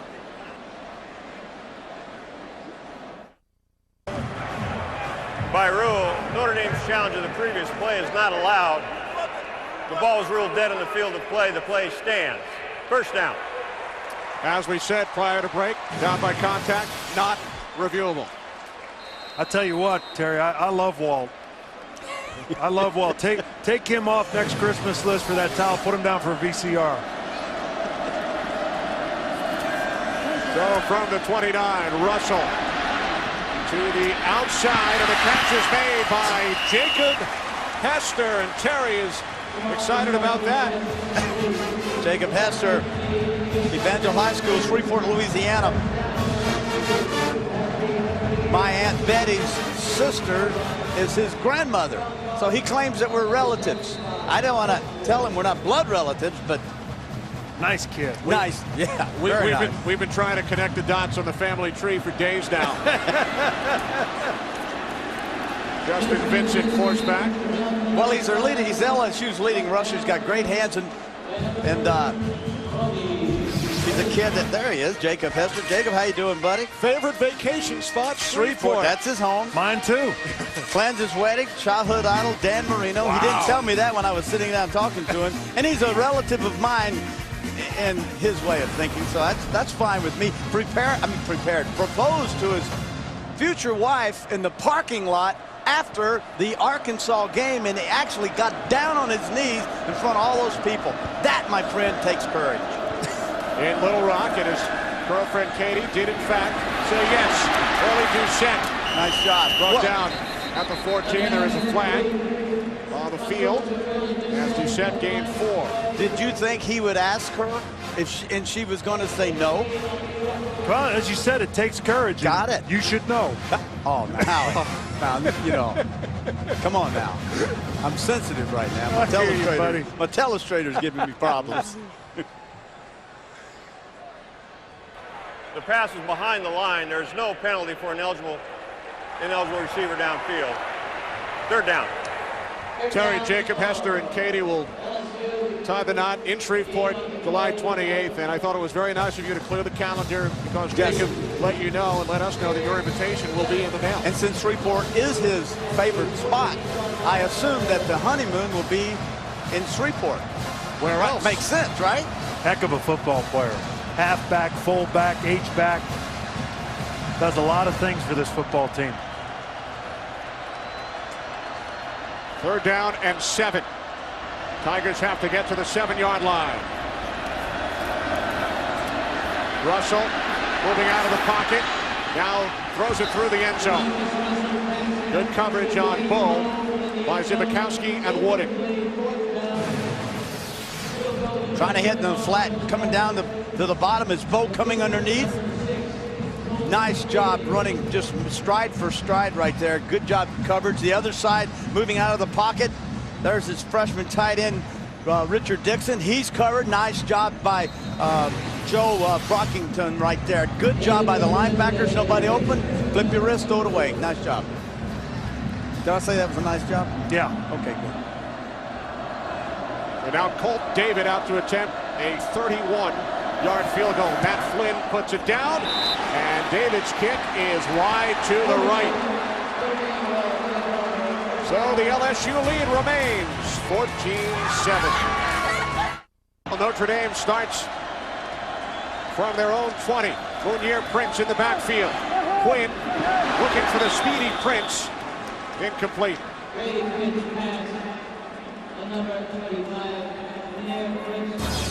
Well, coming up Monday, the game college football fans have been waiting for. The Tostitos BCS National Championship game as Heisman Trophy winner Troy Smith at Ohio State take on the Florida Gators. Our coverage begins Monday at 7:30 Eastern, 4:30 Pacific in high def only on Fox.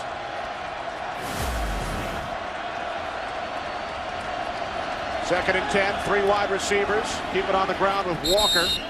Fighting Irish, Howie, know all about the Ohio State Buckeyes. They lost to the Buckeyes 34-20 in the Fiesta Bowl following last season.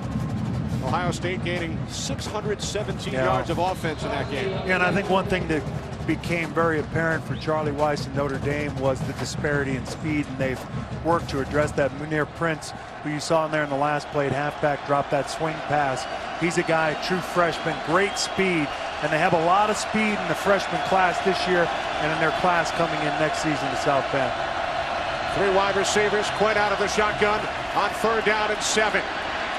Good coverage downfield, and Quinn able to pick up the first down. Takes it out to the 36-yard line before he was tackled by Beckwith after gaining 12. Yeah, this is what you want to see your quarterback do. Go through his reads. He saw that it was zone. He went through his reads, felt a little pressure, moved left, then did what he felt natural. He just took off and started running. Really a nice job. To the left, back to the right, got the first down. So sets up, looks left, looks, then a little pressure, gets out of the pocket. Now, turn it on, go. Turn it on, big guy. There you are. You know, Quinn has the longest run of the season for Notre Dame, 60 yards against USC. Here's Walker. Darius Walker down the sideline, and finally forced out of bounds by LaRon Landry inside the LSU 30. Walker takes it 35 yards into Tiger territory. Not easy to do versus this LSU defense. Get the edge. Here we see Carlson with a nice block.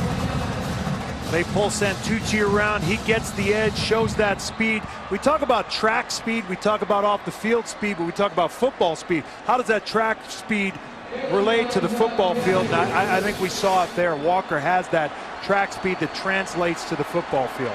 Over 100 yards on the ground for the 6th time this season. That was only the 6th Notre Dame run all year of more than 20 yards. From the 29, it's Walker again. Turns the corner. Another first down. Darius Walker all the way down to the 14-yard line. He gains 15 more. Charlie Weiss has found something. How we saw him going up inside. We saw him do gadgets in the first quarter, reverses and stuff. Now we're seeing them attack to the outside. 37 Francis comes up in a blitz. He's sealed to the outside. You pull back down with Grimes. Your receiver, he blocks, creates a nice gap. Then Walker turns on the speed. Number 11, David Grimes. Jackson in pursuit. Notre Dame running the football very effectively. Notre Dame, nice job of game planning their blocking schemes for their blitzes on the run. James Aldridge now in the backfield. Takes the toss from Quinn. Aldridge down to the 10. The freshman out of Crown Point, Indiana, the second leading rusher for the Fighting Irish behind Walker this season. Yeah, Darius Walker's a guy who, you know, was a great player coming out of the state of Georgia. As a matter of fact, he broke Herschel Walker's high school touchdown record with 47. That's pretty impressive. Having a great game. How I look at the defense for LSU, you can tell hands on their hips, a little tired, not expecting this running game of Notre Dame. 228 yards of offense here in the first half for the Fighting Irish. From the 10, off the play fake, Quinn to the end zone, too high for Samardzija. Stelz on the coverage. This is a good call. You're running the ball well, you know, play action. Nice, it's just a great call. You know, it was just well defense right there. Sitting right in the center of the field, you can see the safety. Stelz come over. Zenon comes down, turns him loose. They almost like pick one another. And then Stelz coming over, making sure that Samardzija doesn't make the catch. Third time he's gone to Samardzija in the end zone and come up short. 3rd down and 6. Carlson shifting. Quinn to Samardzija, touchdown! 4's the charm.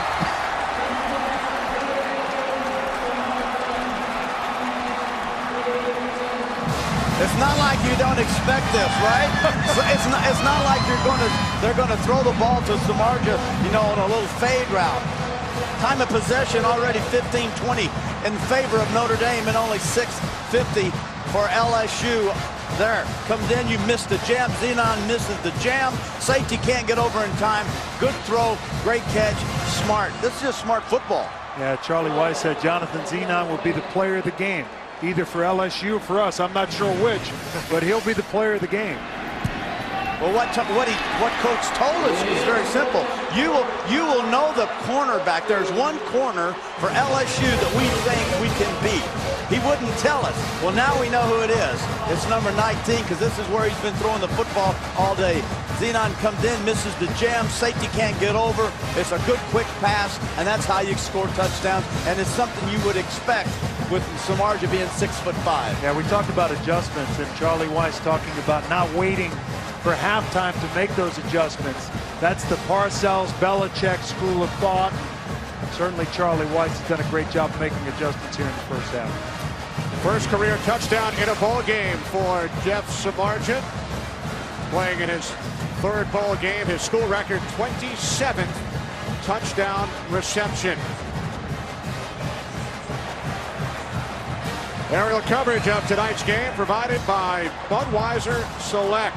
Well, guys, the Fighting Irish offense, as Terry alluded to, with the time of possession stat, able to keep the LSU offense off the field. That is the second 80-yard scoring drive for Notre Dame. I think one of the things clearly that has motivated the Irish is a simple fact that no one is giving them a chance to beat LSU here in their home state. Early Doucette stops shy of the 20. Our game summary brought to you by Ford.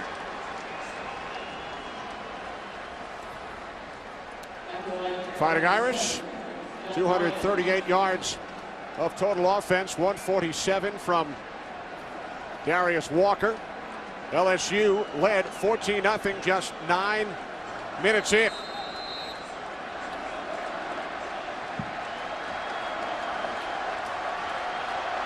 So now Jamarcus Russell and the LSU Tigers back to work, their worst starting field position of the day.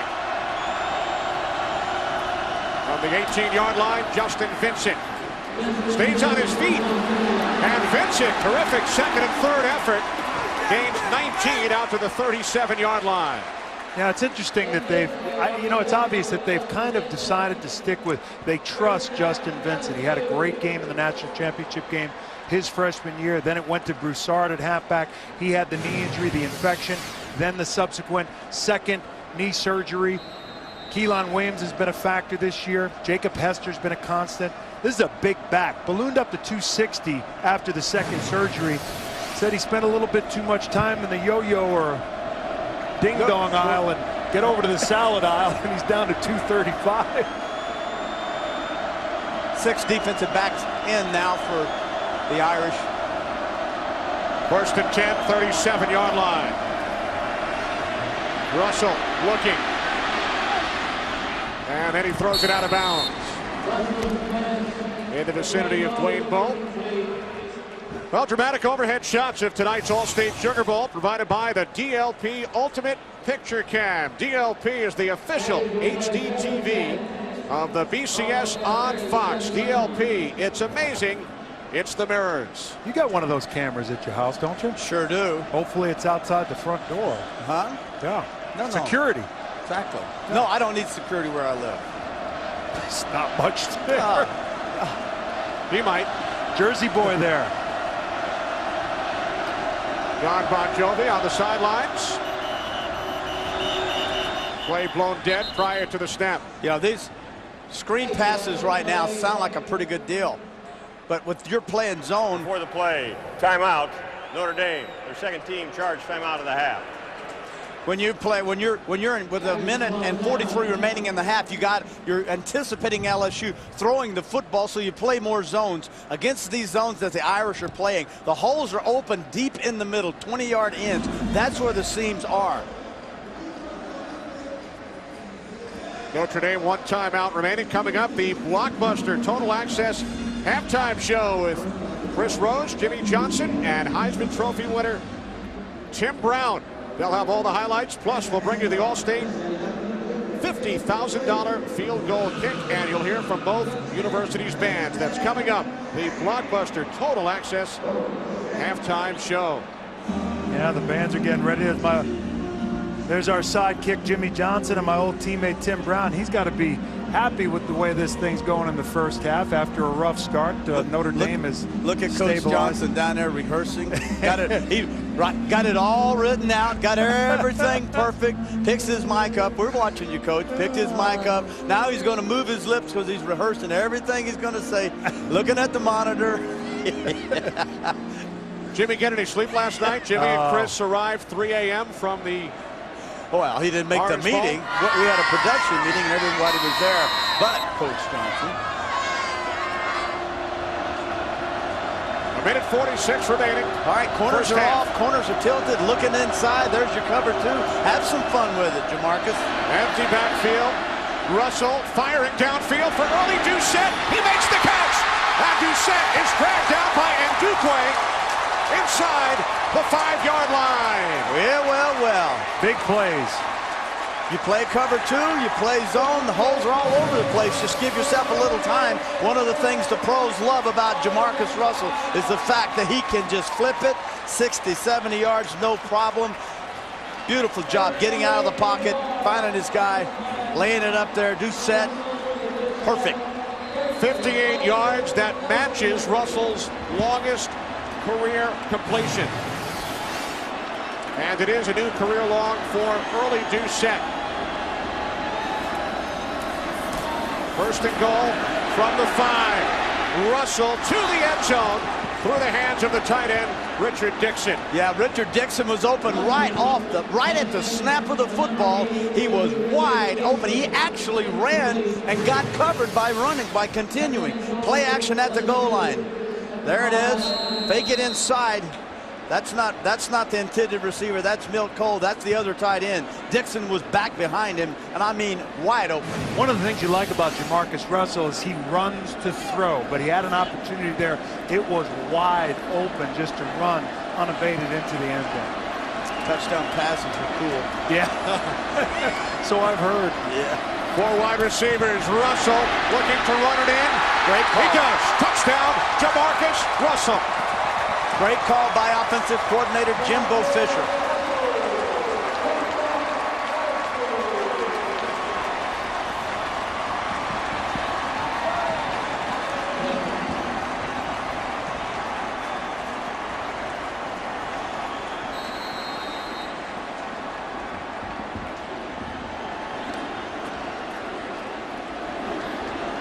First rushing touchdown of the season for Jamarcus Russell.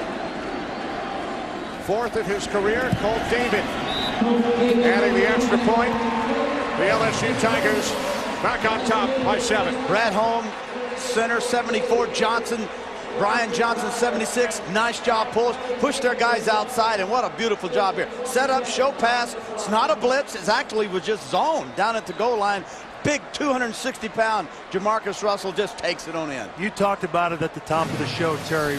We're fortunate to have maybe the 2 top quarterbacks in the country right now in terms of if Jamarcus Russell decides to come out after. Well, he actually is going to talk to his family after this He sent his film in for evaluation with the NFL, and he would be a leading candidate for the Heisman if he decided to come back next year.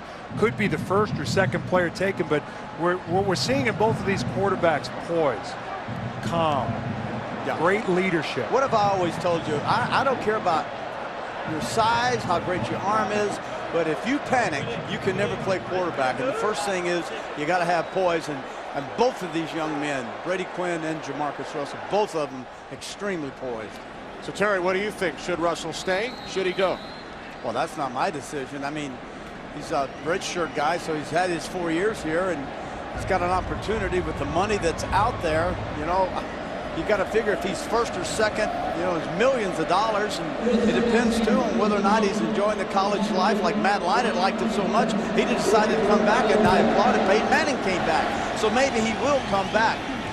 that's strictly up to him. David Grimes on the return, and he's hit hard at the 17-yard line by Daniel Francis. Notre Dame retains possession. Well, if you want to download what they're already calling the game of the century, Monday's Tostitos Fiesta Bowl, simply log on to www.foxsports.com/BCS download on Apple iTunes. What a game. Yeah, great game. 43-42 in overtime. Boise State with the victory on Monday night in Glendale, Arizona. Quinn, loads of time, incomplete. I go back for Darius Walker. Sorry, Kenny. I go back to my statement I made about LSU and Notre Dame playing the prevent, the dime, 6 defensive backs, and it's all zone. Same thing here. Now LSU's doing the same thing, and there are huge holes here. If Charlie Weiss wants to continue to throw the football, there are monster holes in these zones.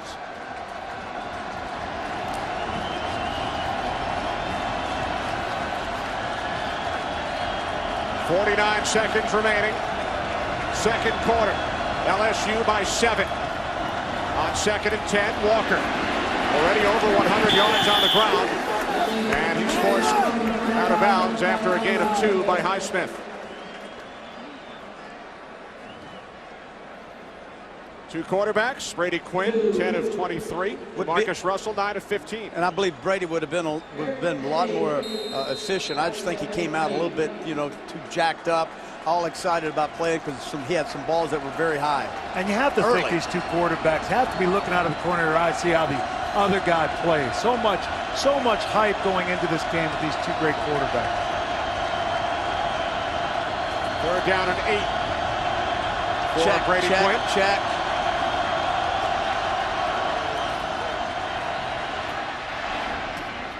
Samardzija makes the catch for a Notre Dame first down out to the 35, a gain of 15.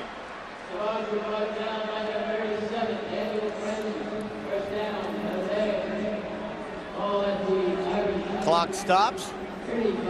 Plays the ball. Wind her up. Here we go. Well done. At the line of scrimmage, plays already called. Big hole. Big holes in the middle. Quinn on first down, looking for McKnight. Broken up by Chevis Jackson. Chevis Jackson got a great jump on the ball. He's their best corner, and that's a guy, if you go over there often enough, he's going to make you pay. Gets a great jump on the ball here. Yeah, he's reading the quarterback. He read Brady Quinn's eyes. When Brady Quinn set, notice how he broke his drop off and then came up on Raymond McKnight then.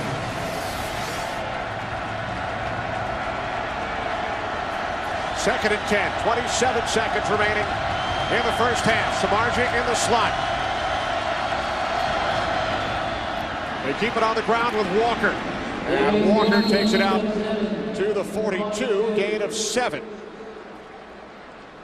A guy I thought would be a little more, have a little bit more impact in the first half on this game would be John Carlson, their tight end. This guy can really move. They're selecting now to let the clock run out. Halftime. LSU took a 14-0 lead. 9 minutes into this game. Fighting Irish tied it up. And then the Jamarcus Russell 5-yard touchdown run. So Les Miles Tigers lead by 7, and Les is with Jeannie Zalasko. Jeannie? Coach, I know you were in the minority. You did not expect the scoreboard to be lopsided. Big plays keep working for you, but what do you do with this surprising Notre Dame ground game, because the pressure on Brady Quinn doesn't seem to be enough? We expected this to be a good ball game. There's no any question, and they can run the football. We have to do the things that we've done. We need to play more sound, solid there, and just do what we've come out to do. Keep grinding it out. Thank you, Coach. Thank you. See ya. All right, thanks, Jeannie. Thanks, Les. The blockbuster Total Access halftime show from New Orleans is next.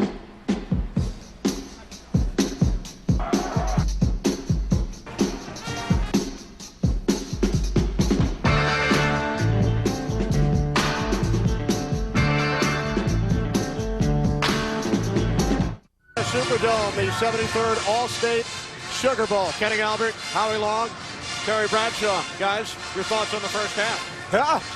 You know, it came as advertised. You're seeing Brady Quinn. You're seeing him run the football a lot more effective than we probably thought. We're seeing him go two tight ends, and we're seeing him throw the football to Samardzija, the fade route, and we're seeing Russell do what we know he can do, which is flip the football and throw it deep.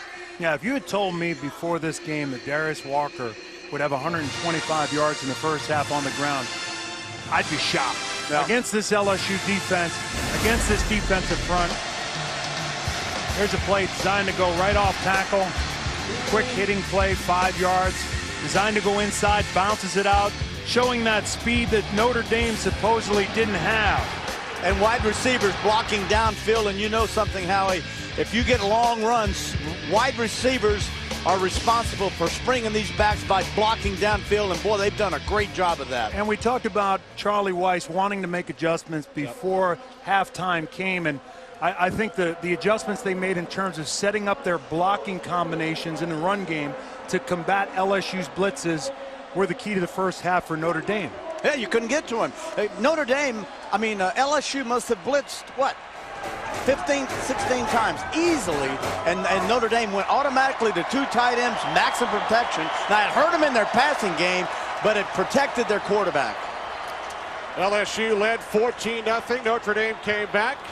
Time now to check out our Taco Bell impact players of the game. Darius Walker, 125 yards on the ground, averaging 7 yards per carry.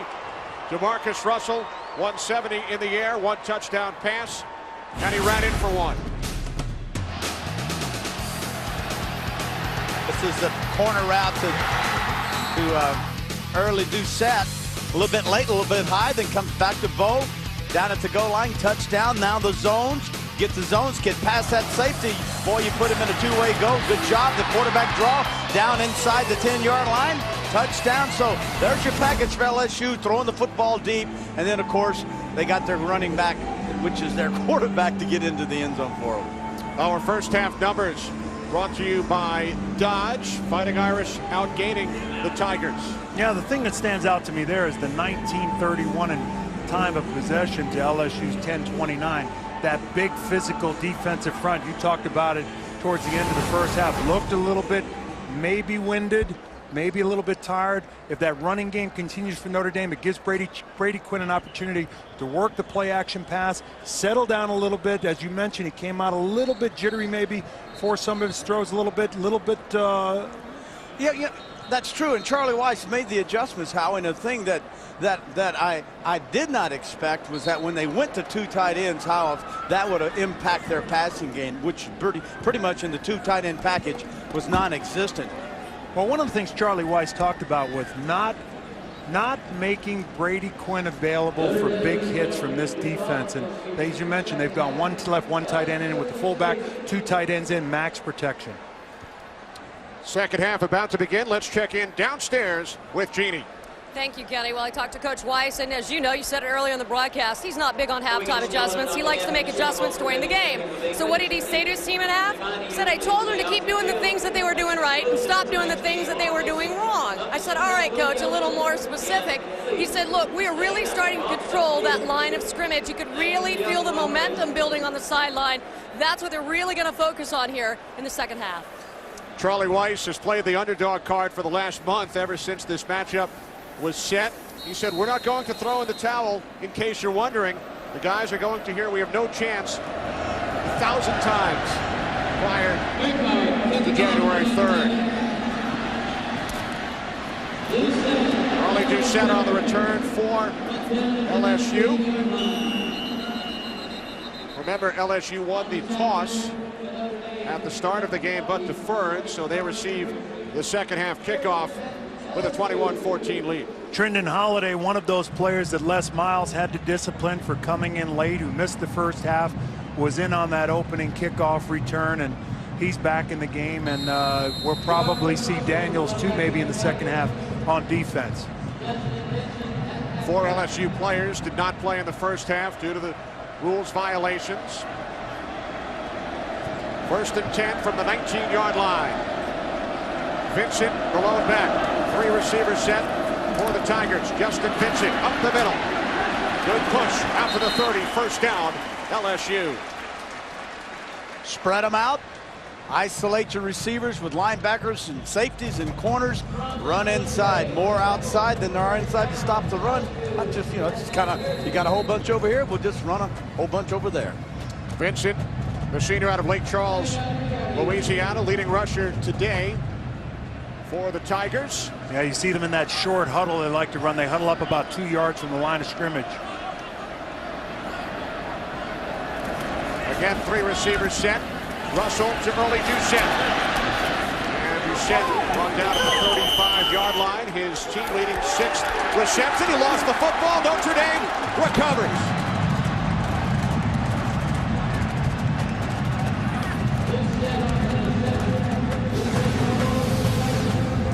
We've seen this screen 3 or 4 times. 2 receivers downfield blocking for this guy. The little wide flare. Ball comes out. Scooped up by Ambrose Wooden. Recovers for the Irish. Yeah, one of the things you talk about with defensive players is the first man in, make the tackle. Second man in, go for the strip, and that's the case here. I don't know why they're running this play, honestly. The receiver are too close to the defensive back, so you can't really get a block on them. I'd get out of that. You know what I'm saying, Howie? Yeah. The corners are on top of the receivers 4 yards, and you're throwing a wide right flare or a screen to the back. The best thing to do is get out of that, because you can't get separation with the wide people who are automatically setting down, trying to block, bringing them up on the screen. Now the question is, did Wooden have possession of that fumble before he stepped out of bounds?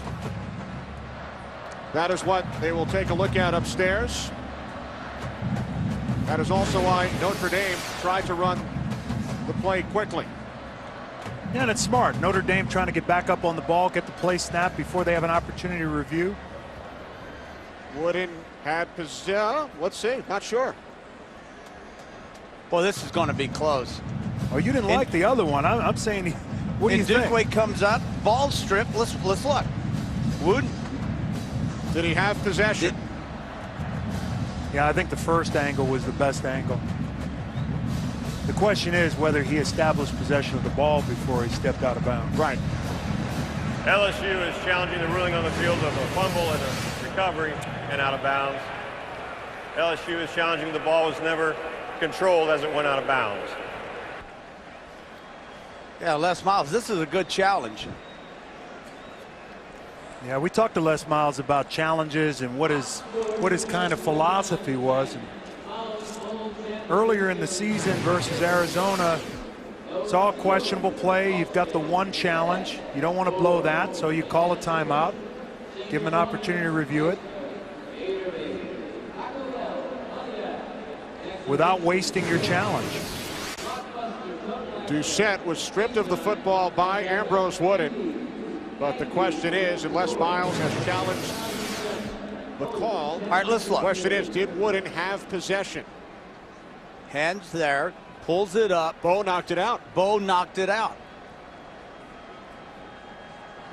Yeah, and if he had possession, he still did not have 1 foot in bound.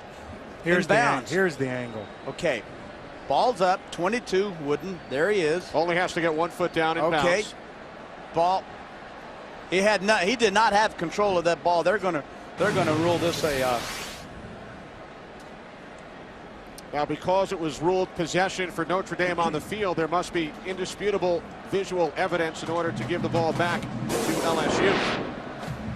Yeah, Les Miles obviously heard something up in his coach's box from his coaches and told him that he did not have possession of the ball before he stepped out of bounds. And it will either be a 1st and 10 for Notre Dame on the LSU 32 or a 2nd down and 8 for the Tigers.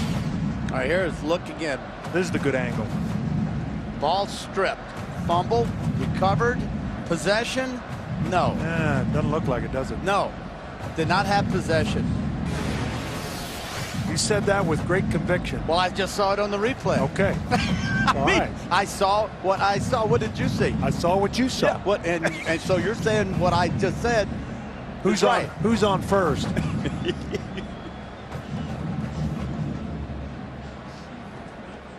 Coaches await the decision. from the replay booth.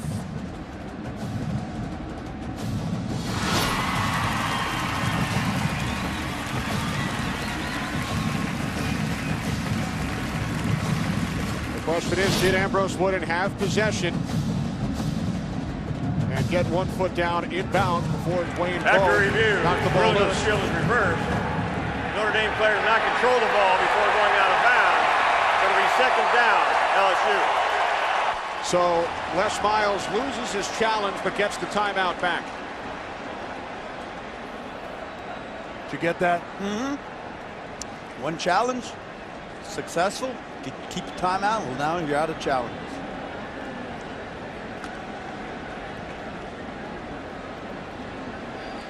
But a good challenge by Les Miles because Notre Dame's offense would have taken over on the LSU 32.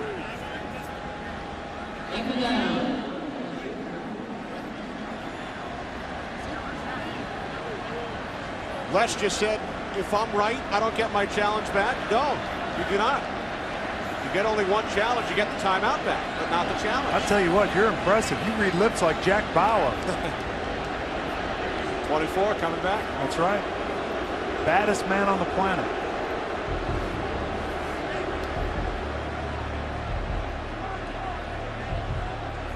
Les Miles trying to get his challenge back. It's not in the rules. He's greedy. You got to like it. Well, gosh, if you don't ask. Yeah. I mean, how are you going to know? It's the worst thing they're going to say. Yeah, exactly. On the other side, Charlie Weiss heavily involved in the challenge system prior to this season.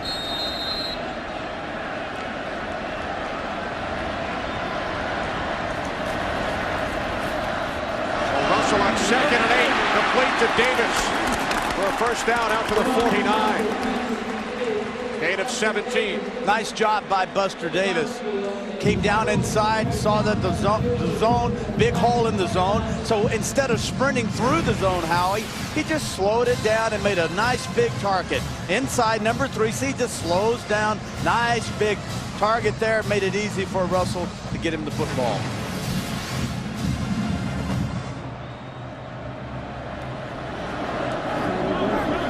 Play action. Blitz from the outside. Russell dumps it off to Vincent. And Vincent picks up another LSU first down at the Notre Dame 40. You know, if I'm going to blitz, I think one of the things I would do, I agree with trying to disguise your blitzes, but you can't get to these quarterbacks from, 20 yards off, and that's what we're seeing. These safeties come from so far out, so far off, they can't get to Russell or Quinn. Yeah, you would think at this point in the game they'd have a pretty good feel for timing up their blitzes better. There's that number 1 again. Brandon LaFell. That's the guy Charlie Weiss is really concerned about. He is so fast. LSU spreading the field with 5 wide receivers. 1st and 10 for the Fighting Irish 40. Davis. And he's tackled by Richardson. Nice tackle. But Davis picks up the first down. Gain of 13 yards.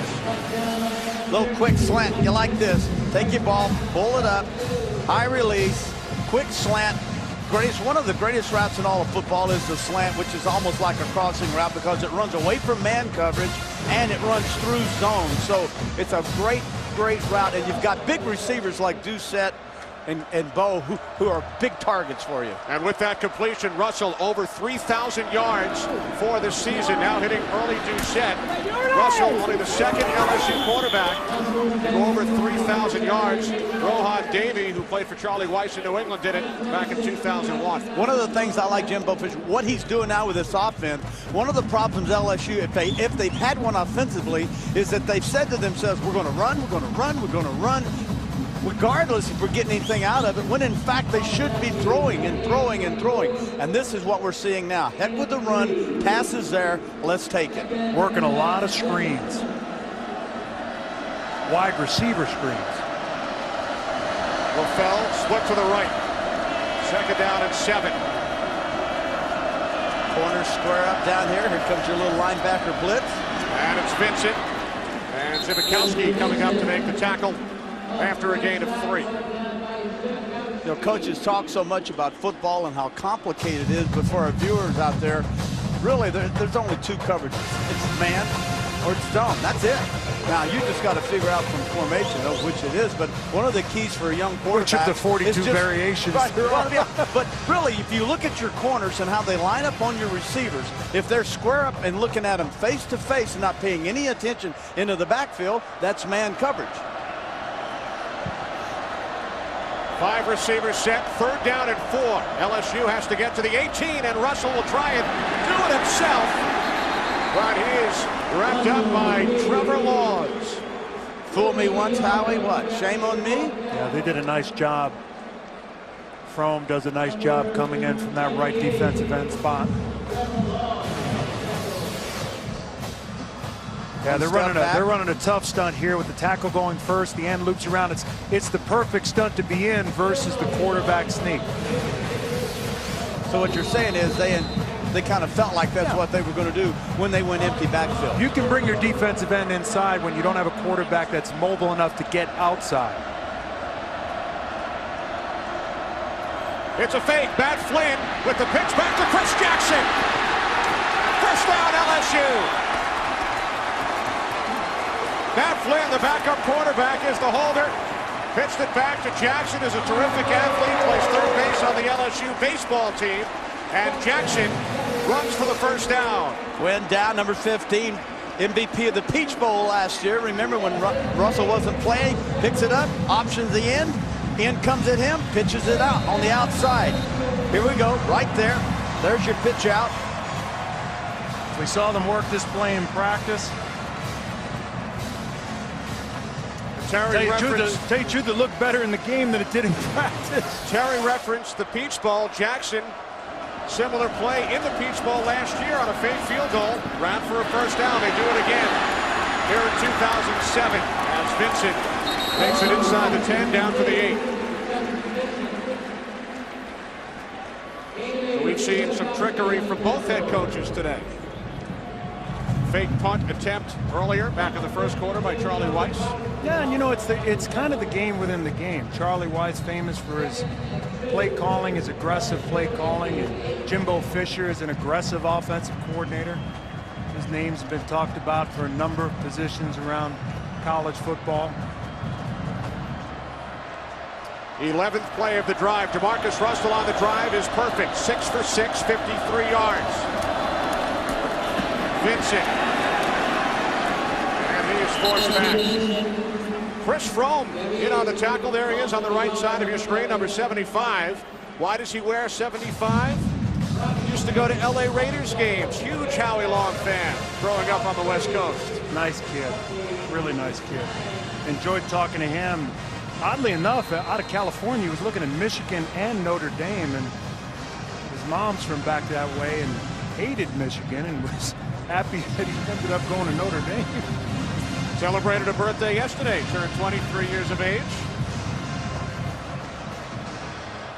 Rick Minner, defensive coordinator for the Irish. Now this is your chess game going back and forth.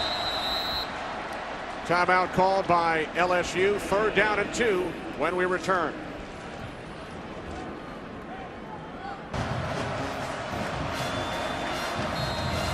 Welcome back, LSU.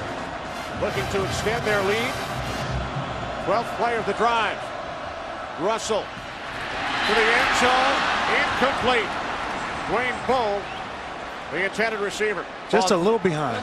Right, yeah, just a little bit behind.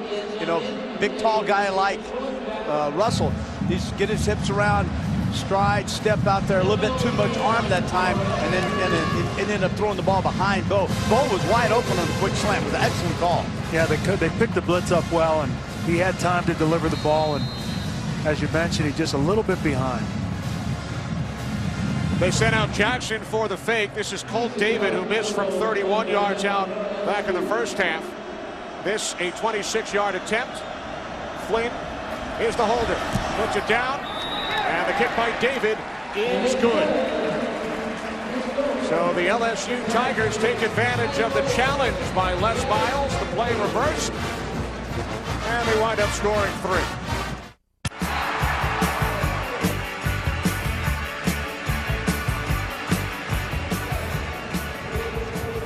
Welcome back, Kenny Albert, Howie Long, Terry Bradshaw, Jeannie Zalasko, LSU leading Notre Dame 24-14. Early third quarter in the 73rd All-State Sugar Bowl. Chris Jackson kicking off. Taken out the 2 by David Grimes. Grimes out across the 22-yard line. So Brady Quinn will lead the Notre Dame offense back out. Silver and black with the first pick, Howie, in the upcoming NFL draft.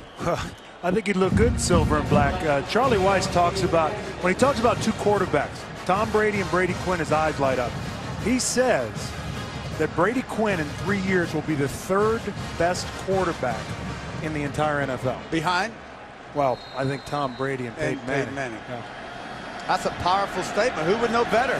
He certainly has coached what many consider the best in Tom Brady or Tommy Brady. Charlie refers to him as Tommy. First and 10, 22-yard line. First Notre Dame possession of the second half, and John Carlson, the tight end, with his first reception, missed the last 2 games with a knee injury. Charlie Weiss, a huge fan of Carlson. This is play action. This was an audible by Brady. No one in the middle. Safeties had moved out wide, and anytime they see no one in the middle, they want to try to get to their wide receiver. Good coverage by the safeties of LSU coming back inside, so he went back outside to Carlson. First and 10, 35-yard line. Quickly to Samardzija. And Samardzija wrestled down at the 42 by Daniel Francis. After a gain of 7. Charlie Weiss told us that when he came in, when he was hired by Notre Dame, Brady Quinn had already watched every snap of Tom Brady. What was it, like 3 years? Is that what he said? Yeah, this is while he was in transition, still with the Patriots, while taking the Notre Dame job. By the time he got there, he'd watched 3 years of film. And has spent many hours chatting on the phone with Brady. Fighting Irish used the same system that Charlie used in New England. Second down and 3, Darius Walker.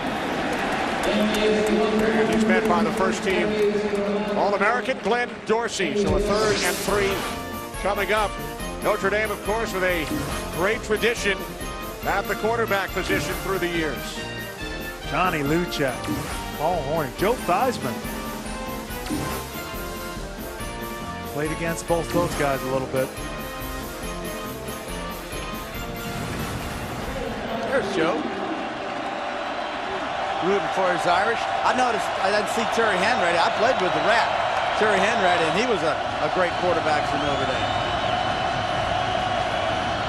We're down in 3. Broken up, intended for Samardzija. Jonathan Zenon got a piece of it. Yeah, we talked about that matchup they wanted to exploit. Zenon, top of your screen, 19. There's the quick slant. Beat initially off the line, but great recovery. That's the guy that Charlie Weiss wants to attack, number 19. Well, number 19 got a little of it back then. He had an interception earlier. Price back at his 28. Davis back deep for LSU. LSU leading by 10, 3rd quarter from New Orleans. Penalty marker as the punt takes an LSU bounce and is down by Thomas. But there are flags on the field.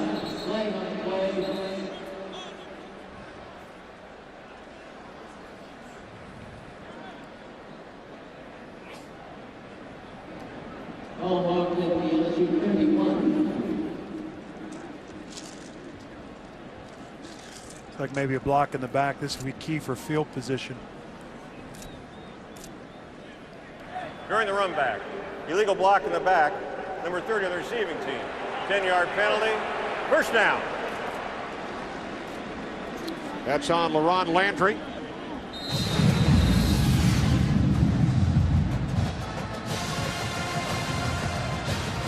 There it is on Lambert.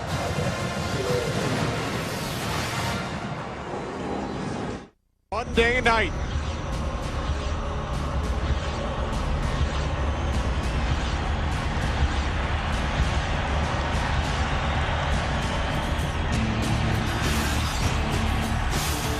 The battle for the national championship, the Tostitos BCS championship game Monday on Fox, Ohio State and Florida. What do you think, Howie? Florida? Ohio State? Where are you going? Make a stand. Make a stand. Go ahead. After this, okay. after this play. After Monday night. Yeah. DeMarcus Russell and the LSU offense back to work. They start from the 21. Keelan Williams takes it out to the 28-yard line. Nice job by the LSU offensive line today. They've allowed only 1 sack. There's the left guard, the sophomore Herman Johnson, at birth over 15 pounds. Yeah, they've got him listed at 6'7", 351. He's all of that. There he is there. Herman, when he figures it out how to bend his knees and roll under people, he's got an opportunity to be somebody special. Second down and 3. Keelan Williams again, first down. LSU out across the 35-yard line. Here we got big Herman pulling around. That's a lot of body coming around there. You know, the great visual I had at practice is him and Trenton Johnson. Trenton Johnson's listed at 5'5", 100. Trenton Holiday, rather, listed at 5'5", 155 pounds. And those two walking off the field together. Quite a sight. Oh. Off the play fake. Russell with Dwayne Pope. LSU first down at the 47. A gain of 11. Well, we mentioned over 15 pounds. One of the largest babies ever born in the state of Louisiana, Terry. There he is. Wow. That's a wow. That's a second wow. I'm sorry. I didn't mean to say wow, but size wow. That's 18 feet. That's a big baby. Man, is he an only child? That's my only question. Oh. He's got a birthday coming up. So do you, Howie. Yeah. Keelan Williams into Notre Dame territory. Finally dragged down by Ndukwe at the Fighting Irish 37. Keelan Williams is a guy that at the end of the year, true freshman, gave this LSU running game. Les Miles, an old Michigan offensive lineman, played under Bo Schembechler, coached under Bo Schembechler, would like to run the football, and Keelan gave them a big boost. He gets the corner, he gives them speed. They've been going with Justin Vincent. He gives them a different kind of player at that position, a guy who can break the big run, get the corner.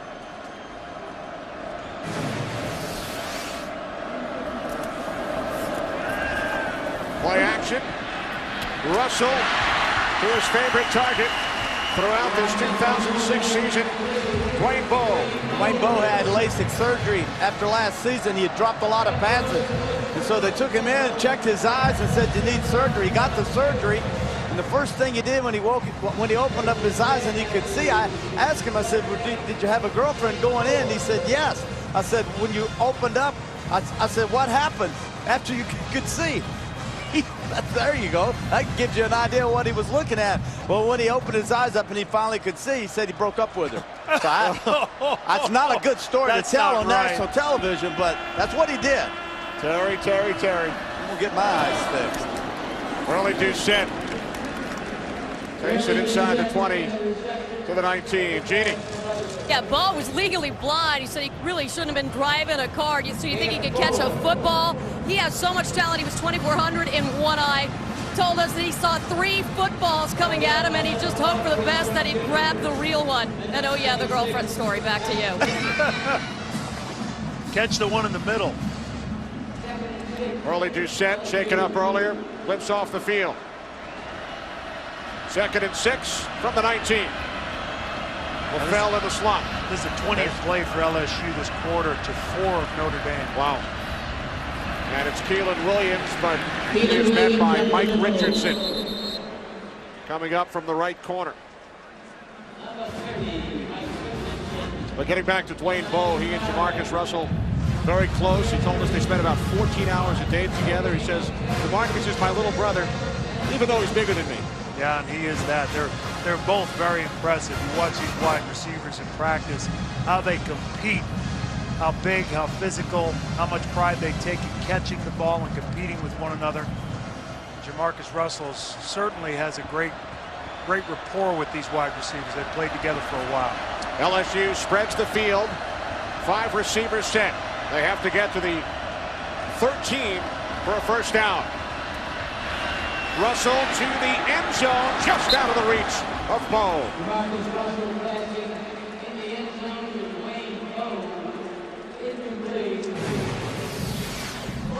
Hard to run a takeoff when the corner. This is Lambert, Terrell Lambert, number 20. Did you notice how deep Lambert was off of Bowe? You shouldn't even run the takeoff. What you should have done is just gone down, drove him, had his hips turn, and just turned back around and make a catch. Hard with just 30 yards, talking about the back of the end zone, to run a takeoff route with the corner so far off.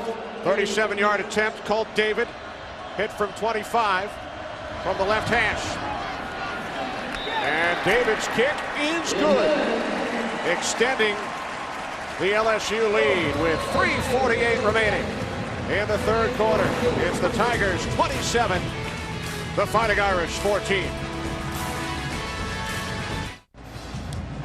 Aerial coverage of tonight's game provided by Budweiser Select. LSU leading by 13. Tigers coming into this game, first time in school history, 3 receivers with at least 50 receptions. There's one of them, Early Doucette, who has got over 100 yards today for the second time this season. Yeah, arguably the best athlete of the group, and that would be a big loss for them. And he's a guy that's not only played wide receiver for them, they've lined him up at quarterback at times during the season. Kickoff taken out of the end zone by David Grimes. Grimes tackled as he crosses the 20. Now you got to feel like those 2 possessions for LSU settling for field goals is kind of a win for Notre Dame's defense. And we talk about the time of possession for Notre Dame in the first half, over 19 minutes. And now we're looking at LSU with 22 plays, 132 yards, over 9 minutes in this quarter.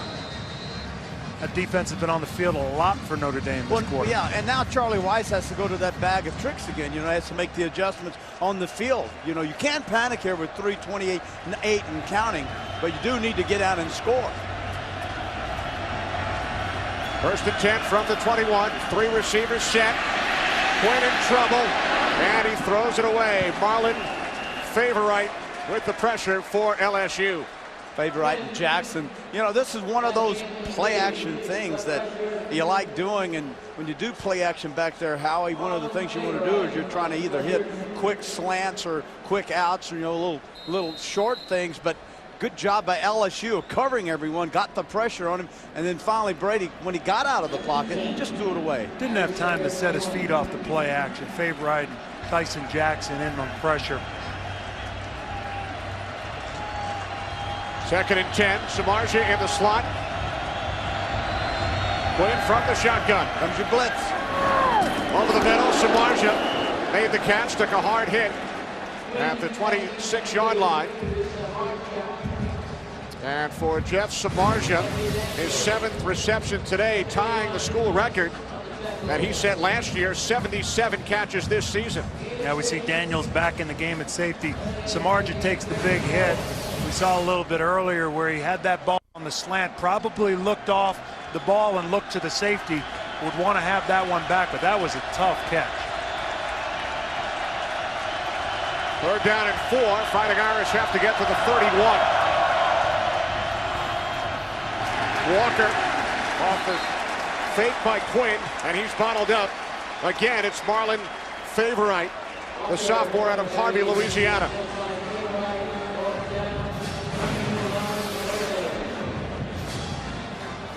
Fake the screen. We've seen the screen all day long. Fake the screen, then hand to the back. Nobody was fooled then.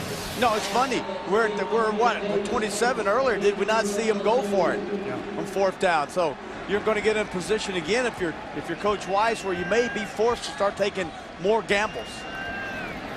Penalty marker as the punt is taken by Davis. Oh, terrific coverage downfield by David Bruton. No return, 50-yard punt.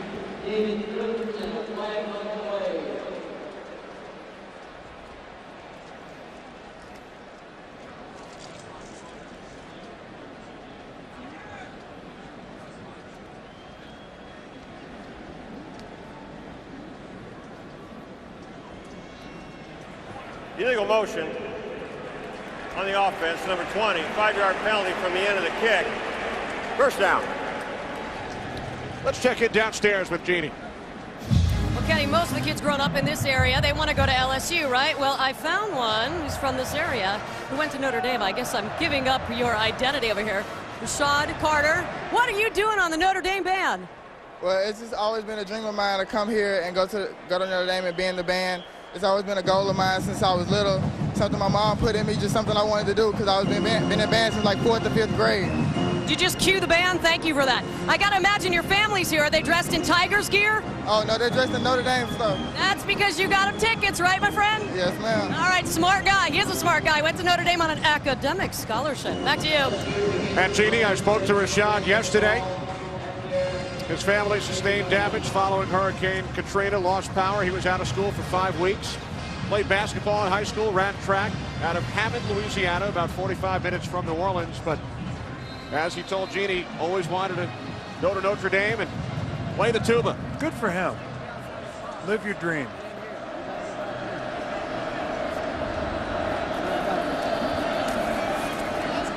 Russell to Davis.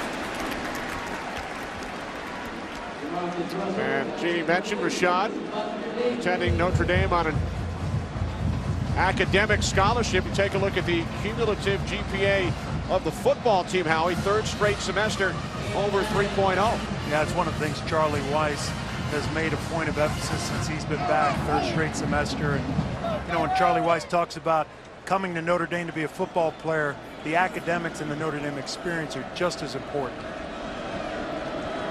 2nd down and 1. Keelan Williams. 1st down, LSU. Now everybody graduates in 4 years at Notre Dame. However, there are 16 4th-year seniors on the team with 1 year of eligibility remaining. Yeah, and obviously the biggest name on that list, which you say, Terry, is Zivakowski. Right, the safety, strong safety. And Charlie Weiss, clearly, I mean, he just said, people are going to be surprised by how many of these seniors, graduating seniors, are going to come back and play another year. They must all apply and get into graduate school in order to play another season. On 1st and 10 from the 40, Keelan Williams again. And he's wrapped up by Maurice Crump Jr., whose father won a national championship at Miami while playing for Jimmy Johnson. Yeah, Jimmy Johnson had his dad down in Miami. Jimmy, who played in 2 of these Sugar Bowls and coached in 2 of these Sugar Bowls.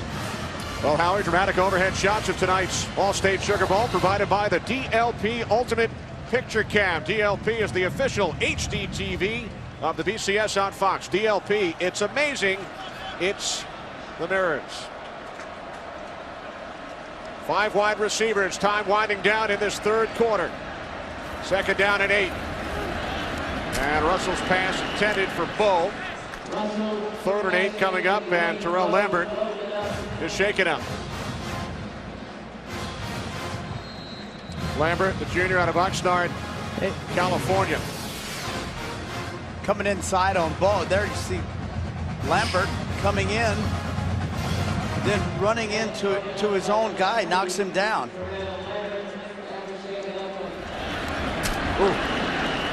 Lambert and Crum. Yeah, we just talked about Crum and 2 trains on 1 track. Hopefully he's okay. It looks like he maybe got dinged a little bit.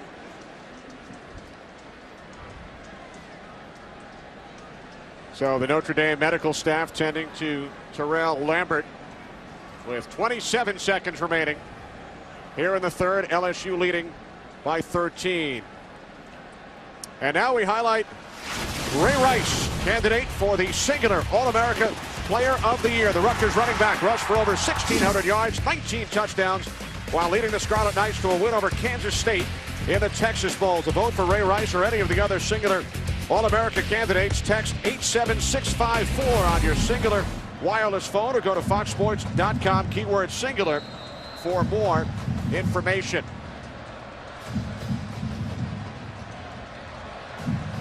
Looks like Ambrose Wooden checked in.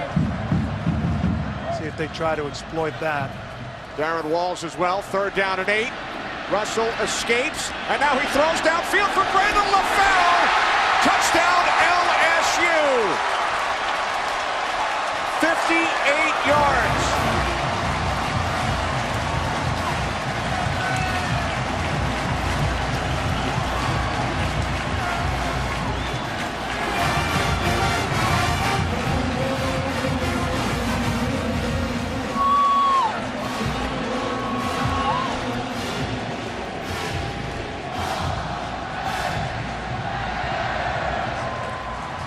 LaFell duplicating the 58-yard touchdown reception on the first play of his collegiate career.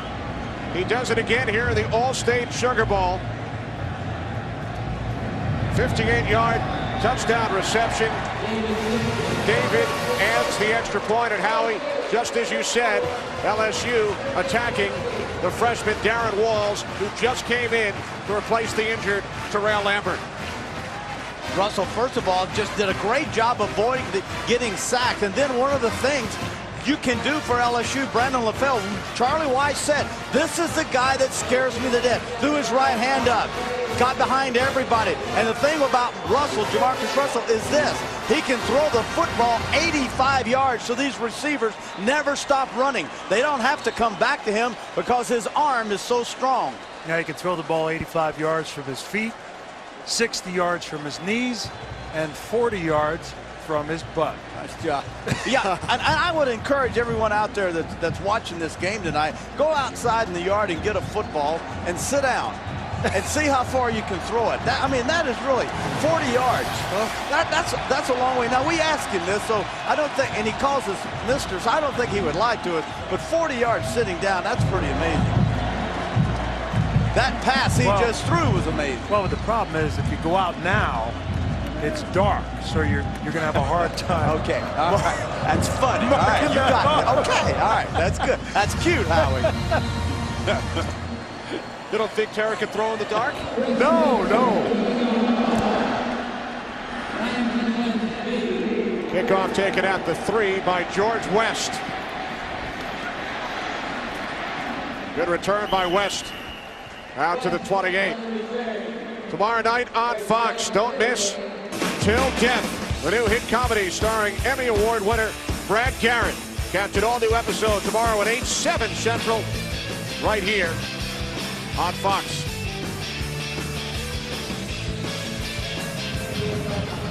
Time winding down in this third quarter. LSU led 21-14 at the half.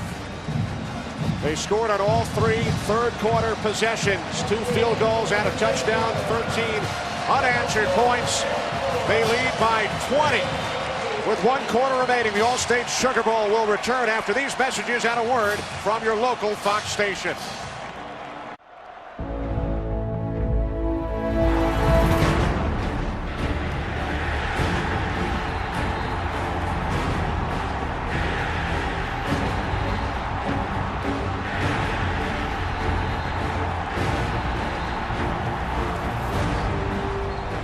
Welcome back. The 73rd All-State Sugar Bowl. And Howie, earlier you talked about some of the Notre Dame comebacks, down 17 at the half at Michigan State, trailing in the final minute to UCLA, but a long hill to climb as they are down by 20 as we start this fourth quarter penalty marker.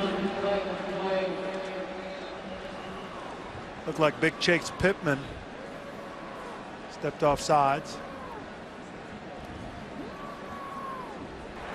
Offsides on the defense. Number 94, 5-yard penalty. Repeat first down.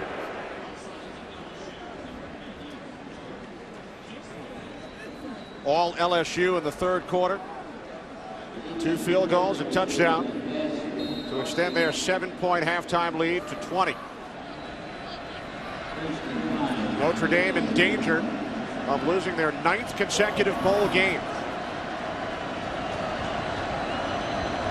5 different head coaches during their 8-game streak. Brady Quinn, loads of time on 1st and 5, throwing downfield for Raymond McKnight, and there is a flag. Chevis Jackson on the coverage. Got the matchup he wanted, man-to-man to the outside. Raymond McKnight coming into this game with 15 touchdowns. Brady Quinn saw it, gave it a shot. Pass interference on the defense, number 21. 15-yard penalty, automatic, first down. Man up. Notice how he squared up with Raymond McKnight, looked at him eye to eye, got one step on the ball, slightly underthrown, and then the hand battle downfield. Let's see who pulled whom. Wow. Number 5, Raymond McKnight. Look, he pulled Chevis down. It was actually Chevis Jackson that got pulled down, and the Oscar goes to Terry Bradshaw. Raymond McKnight did a heck of a job, but he got away with it. 15-yard penalty from the 48 on 1st down. Bounces away from McKnight, intercepted by LaRon Landry. And Landry will take it all the way back to the Notre Dame 33-yard line. His 3rd interception this season. There is a flag on the field. He returned it 32 yards.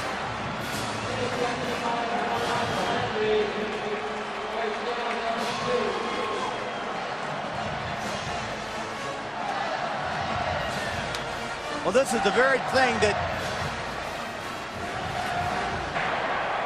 After the play, unsportsmanlike conduct on the defense, number 30, 15-yard penalty.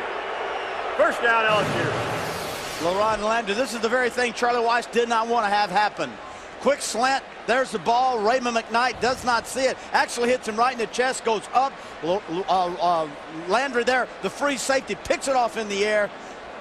Les Miles happy about what he saw, but once again, crowd reaction. But Charlie Weiss did not want this thing to get out of hand, and right now with this turnover, this is the thing he has to be most concerned about, especially if LSU scores again.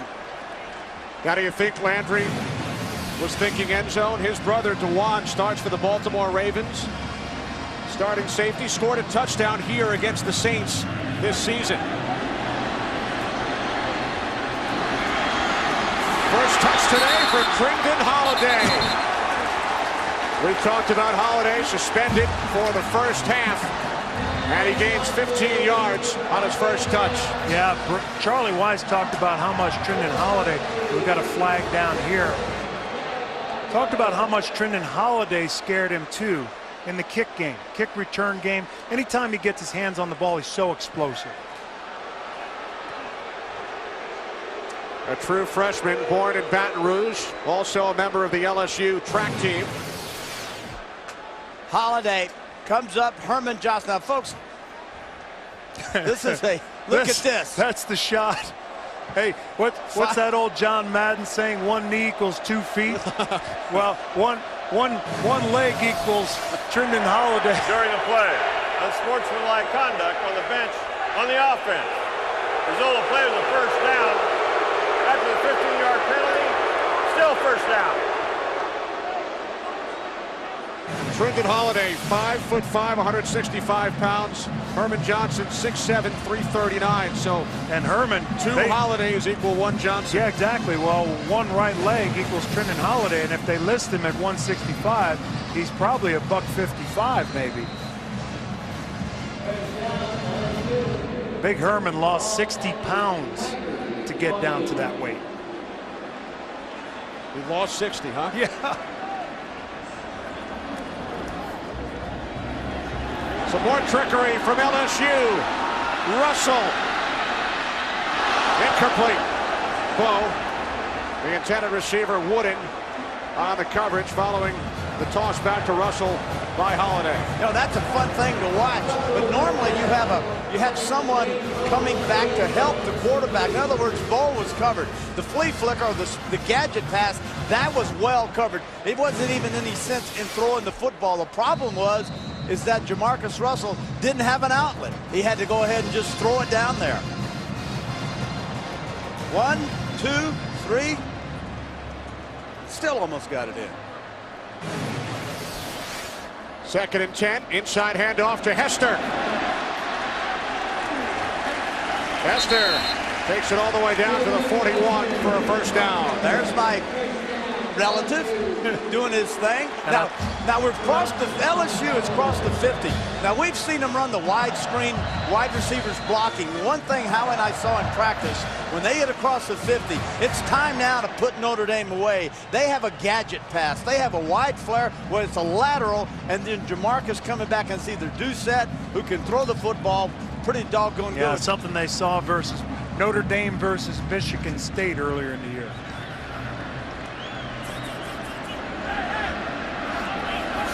From the 41, Russell to Davis. Another first down for the Tigers at the Notre Dame 30. This guy has a big-time arm. And if you watch him throw the football, he's a wrist passer. He snaps it off. And when you snap a football off like Jamarcus does, that thing really comes out of there. I mean, it's just like a shot out of a cannon. Watch it, wrist down, up, snap. Right there. Look at a lot of power behind that. This short guy motion, too. Yes, he will. A nice high release. This guy will be I predict a huge success in the National Football League, whether next year or the year after. Yeah, one of the things Jimbo Fisher talked about is one of the reasons why he's so successful, 21 for 31, 330 yards. I think that's a career high for him. One of the things he talked about, he handles the blitz so well because he's so tall. He sees over the blitz. He's got that high delivery. He throws the ball over the oncoming rush. Right. I mean, he plays tall. I mean, he's 6'6", but a lot of times you overstride. That last pass rolled incomplete. The give to Hester, and he is close to an LSU first down. Now, folks, I played at 6'3". I'm not quite 6'3" anymore, but I'm right close at it. Look at this. Look at this. Now, if I had hair on my head, I would look so bad. And that's his hand. That's his hands. And this is also just a nice young man. Both Brady Quinn and Jamarcus Russell, just nice kid. But this guy is a real snapper of the football. I mean, he really snaps that thing off. Now, he was a running back at the age of 6 until the starting quarterback broke his arm. And Russell was chosen by the coach to change positions. Intercepted in the end zone by Mike Richardson. And Richardson brings it out to the 20. His 4th interception this season, the 8th of his Notre Dame career.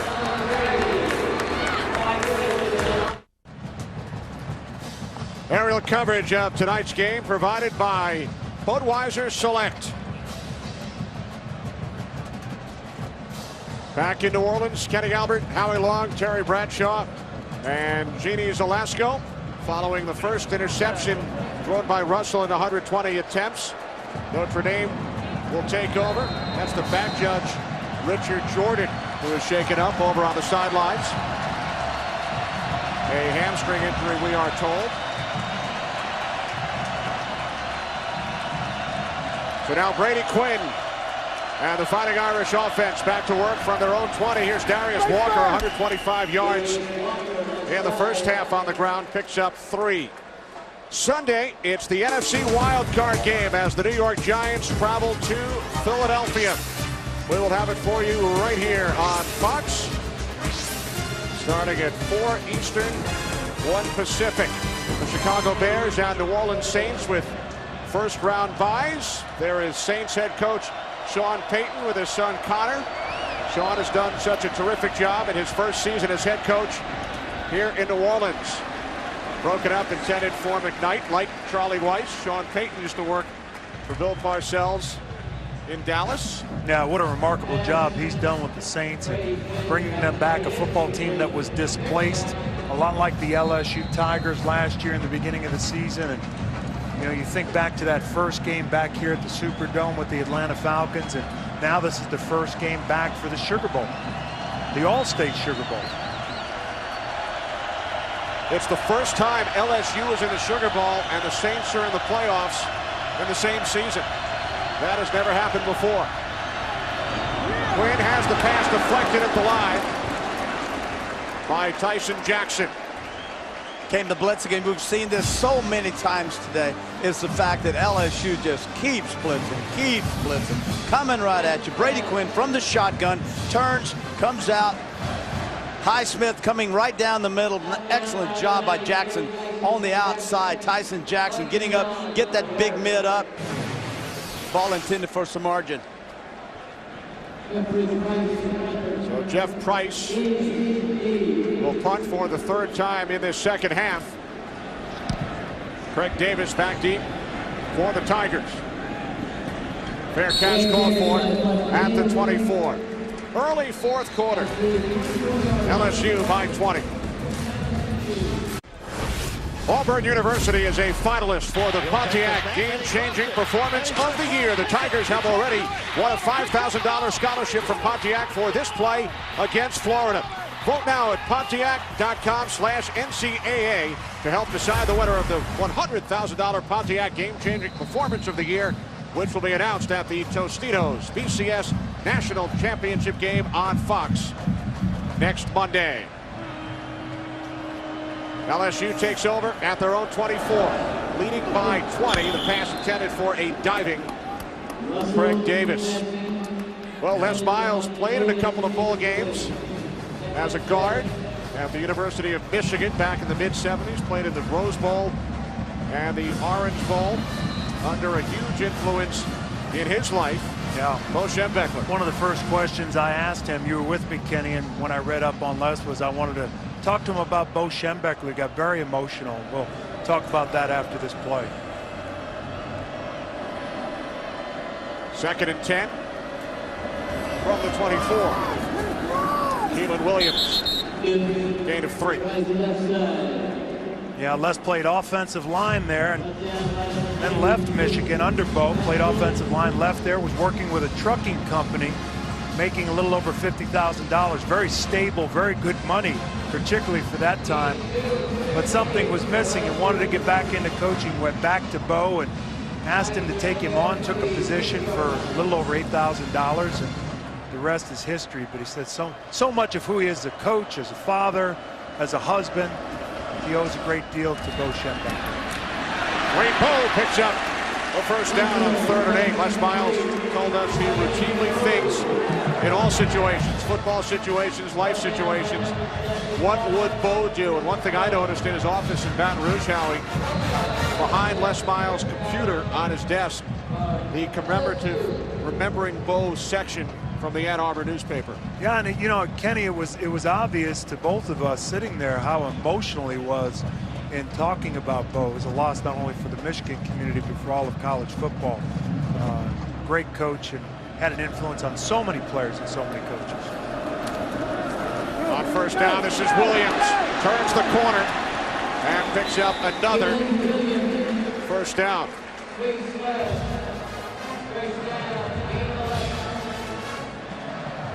Well, Les Miles said Woody Hayes spoke at his high school banquet. He was also recruited by Ara Parseghian, the Notre Dame head coach at the time. But Les also said, I have rooted against Notre Dame for most of my adult life. He's the only current head coach in college football who both played and coached under Bo Schembechler.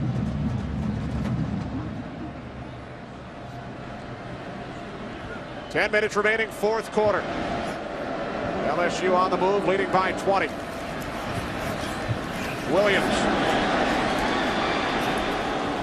continues to pick up chunks of yardage. Well, Les Miles also, guys, feels very fortunate that he was able to take a trip last June to Iraq and Kuwait to visit military bases along with former Notre Dame head coach Lou Holtz.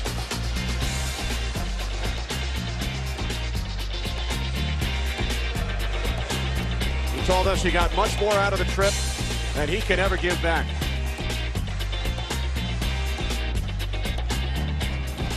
We got to do that. Yeah. Actually, Howie and I were going over, and they canceled our trip. They were worried that we might get hurt or something. I don't know, but we're going to do that. We got to do that. Les told you he'd like to go along with you. He did. He thinks we're fun. He's right. We are. Keelan Williams, first down and more. Finally brought down by Tim Mikowski. Yeah, we talked about Keelan Williams, true freshman, and Les Miles, you know, being that old Michigan guy, I'm sure as the offensive lineman there and under Bo Schembechler would like for nothing more than to pound the football. And he's tried to find the guy at running back to do that. And Keelan Williams came in at the end of the year and gave them a real boost. And in the second half, he's been the guy for them here after going with Vincent for the majority of the first half.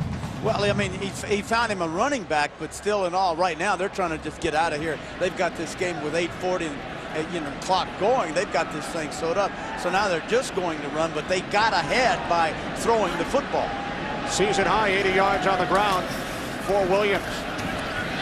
Inside handoff, Hester down to the 28. Well, the thing is, you know, it's funny. We talk about Les Miles, and at the root of who he is, he wants to pound the football. But as you mentioned, you look out there at those 3 wide receivers, 4 wide receivers, you got to say, I'd be crazy not to throw. He readily admitted that in this day of modern college football, those days are gone. And if you're going to recruit quality kids across the country, which LSU and Notre Dame do, then you've got to show them that they'll have a chance to run it, catch it, and so on and so forth. But he did say there has to be a time in the game when you can pound the football, and this is that time. They continue to pound with Keelan Williams.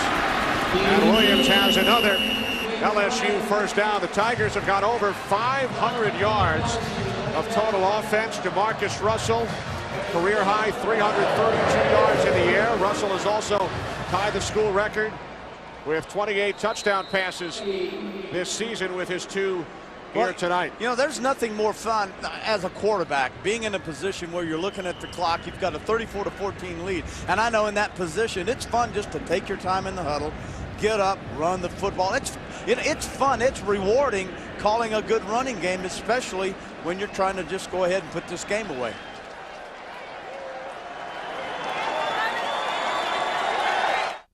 Coming up, our DirecTV postgame from the field. Chris Rose, Jimmy Johnson, and Tim Brown, the trophy presentation, interviews, plus much more that's coming up on our DirecTV postgame.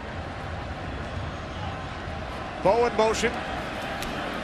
Russell on first down, handing it off to Keelan Williams, and he will take it into the end zone for the touchdown.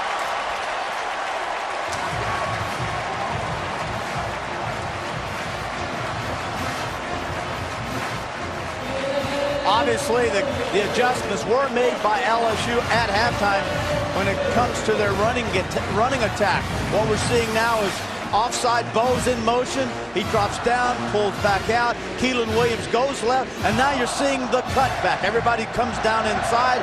Keelan sees it, bounces back to the outside. Picks up Zbikowski on the weak side blitz.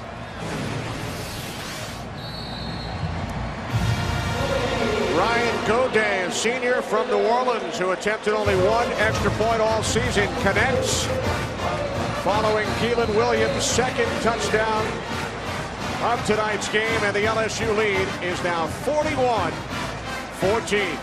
Wow.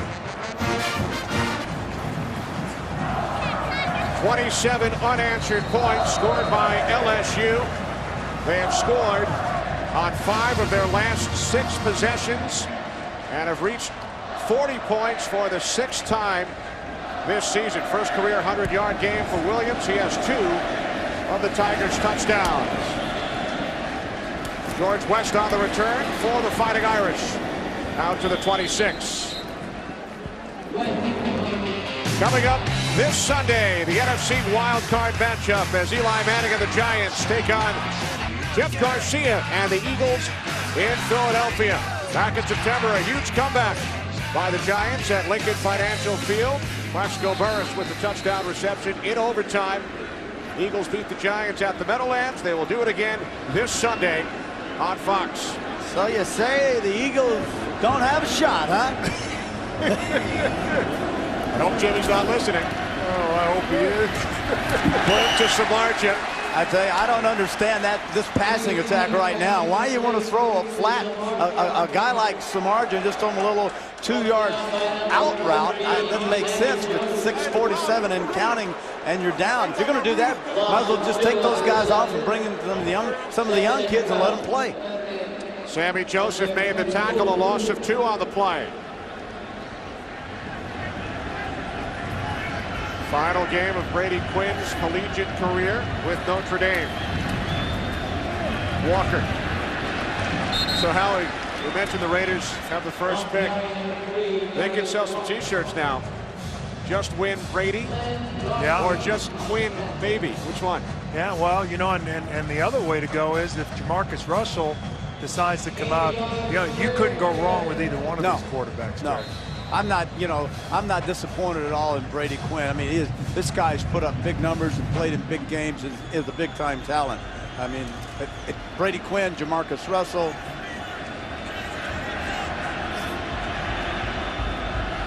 Oakland with the first pick, Detroit the second, and then Cleveland. Quinn on 3rd and 11. McKnight unable to make the catch, and then he took a hard hit from Daniels, who was one of the players suspended for the first half, Jesse Daniels. And now Notre Dame with 5:42 remaining will punt it away. We're talking about this draft coming up, and you're looking at Brady Quinn from Dublin, Ohio, and huge Brown fan. And when I pulled out that orange helmet, his eyes did light up. And so I would be, you know, it's the Raiders. If not, Detroit, doubt they'll take a quarterback. Definitely Cleveland or Tampa Bay in the Well, coin toss. Texas last year was in a tough spot. Hometown kid, Vince Young. Yep. Cleveland's in a similar situation this year. Don't know if he'll be available. Fair catch called for by Davis at the 25-yard line. 50-yard punt as we check out the quarterback numbers. I mean, this is not a good game for Brady Quinn. This is not the way he wanted to go out. 2 interceptions. You can see 15 for 35. Jamarcus Russell, on the other hand, probably MVP in this football game. Either him or Keelan Williams. And one of the things the pros love about Jamarcus is the fact he's so big, yet he is extremely accurate, completing 68% of his passes. Russell and the Tigers start from their own 25. Leading 41-14. They have scored 27 unanswered points after Notre Dame tied the game at 14 late in the second quarter. Justin Vincent out across the 30. And Howie, when we spoke with Jamarcus Russell, he told us about the state championship game he played in Alabama as a 9th grader. Yeah, they lost that game to Cadillac Williams. Matter of fact, Cadillac Williams with the Tampa Bay Buccaneers. And he's coming out now, Jamarcus Russell. This majority LSU crowd giving him a big standing ovation. Well, they may not see him again, Howie. This might be it. He's going to get with his family after this game and talk with them and make a decision as to whether or not to enter the draft. Replaced by junior Matt Flynn, who started the Peach Bowl, his only LSU start last year, and was named the game's offensive MVP. Justin Vincent picks up yet another LSU first down. Getting back to the Jamarcus Russell thing regarding this game and how he viewed this off of that game in his 9th grade year in high school. He viewed this game, he talked about it as a championship game. This game, the Sugar Bowl, as a championship game. He wanted to go out on top in a game he like won this guy won. Well, actually, he led his team as a 9th grader to the state 5A finals and lost to Cadillac Williams, who played for the other high school. Pretty impressive. 9th grade, are you kidding me? Vincent. And he's tackled by David Bruton. We talked to the offensive coordinator, Jimbo Fisher, about the backup quarterback, Matt Flynn, and he said the only problem is Flynn has been stuck behind Jamarcus Russell. Fisher feels that Flynn will be a mid-round NFL draft pick. I've never seen him get Gatorade ready with a was that a paddle? I don't have a clue. Was that a canoe it looks paddle? like a big old something or another, and got her all loaded up there. And they've got a camouflage. You can't let Les Miles know about it. No.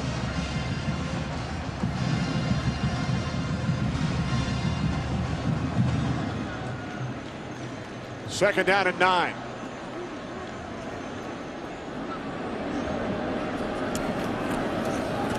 Vincent. What a night it has been for LSU quarterback Jamarcus Russell. It's your thing. Do what you want to do.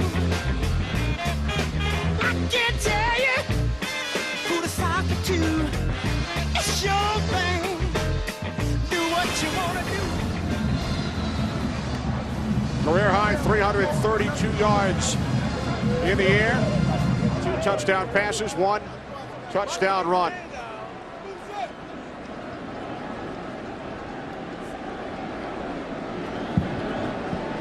Third down and 8. Mitchell in motion. LSU needs the 48 for a first down. And Vincent is stopped 2 yards short. The All-State good hands play of the game. His second touchdown pass late third quarter. 58 yards to Brandon LaFell.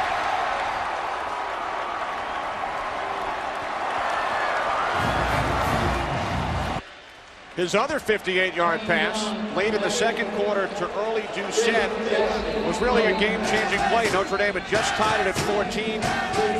58 yards to Doucette. Russell runs it in, and LSU has rolled from there. Well, we talked about it in our open. Wide receivers, LSU, talented, fast.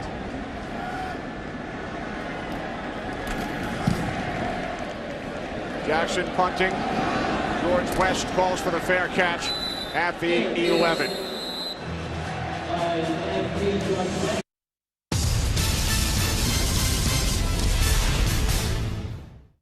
We've got more live NHL action this Tuesday on NASN. It's a battle for the apple as the Islanders head to the Garden to face off against the Rangers. But Jerome Jagger in New York will be hoping to do some bruising. Live NHL, Islanders versus Rangers this Tuesday only on NASN.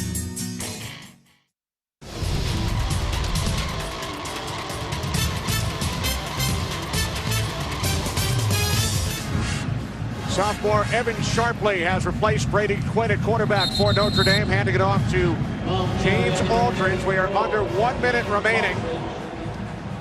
Brady Quinn's numbers, 15 of 35, 148 yards, and the 41 points scored by LSU matches the most points ever allowed by Notre Dame in a bowl game. Oregon State scored 41 in the 2001 Fiesta Bowl against the Fighting Irish.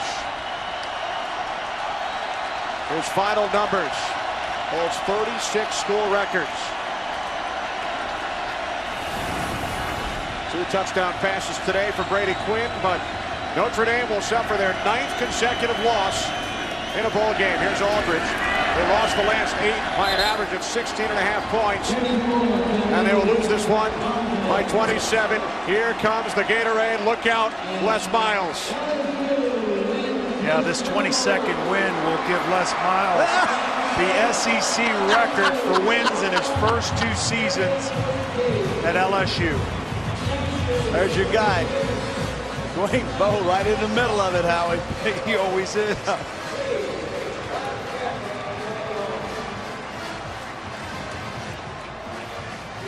27 unanswered points. LSU broke a 14-all tie late in the second half, and they win it by the score of 41-14. Yeah, for Charlie Weiss and Notre Dame, I think last year in the Fiesta Bowl it became apparent speed was an issue. They addressed that. This year's freshman class and next year's class that's committed. So I think the future is not only bright but fast for Notre Dame, and LSU seems to be loaded with Obviously, talent. they've got to replace Brady Quinn. They signed a kid out of California, Clausen, one of the Clausen boys. A disappointing 9th consecutive bowl loss suffered by the Fighting Irish. We'll return to New Orleans in a moment. Welcome to the DirecTV postgame show on Fox. Welcome back to the Louisiana Superdome following LSU's 41-14 victory over Notre Dame. Time now for the trophy presentation. Down to the field, and Chris Rose. Chris? All right, Kenny, thank you very much. It is time right now for the awards presentation, and for that, I welcome in the president of the 73rd All-State Sugar Bowl, Jim Landis. Jim. Chris, thank you. This year was more than just about a football game. This year was about our return to New Orleans and the sweet revival of our great city. We could not have asked for 2 more outstanding institutions to participate in our game this year. I want to thank both schools for not only their economic support, but the labor they put in while they were here. Father John Jenkins, Chancellor Sean O'Keefe led by example, and we appreciate it very much. I'd now like to introduce Mr. Joe Tripodi, the Chief Marketing Officer of Allstate. Joe? Thank you, Jim. On behalf of Allstate, first of all, let's thank the city of New Orleans for an awesome evening. And the Allstate Sugar Bowl Committee for all the great work they've done. Now, it's my pleasure on behalf of over 70,000 Allstate employees, agency owners, and licensed support staff to present the trophy for the 73rd Allstate Sugar Bowl to Coach Miles.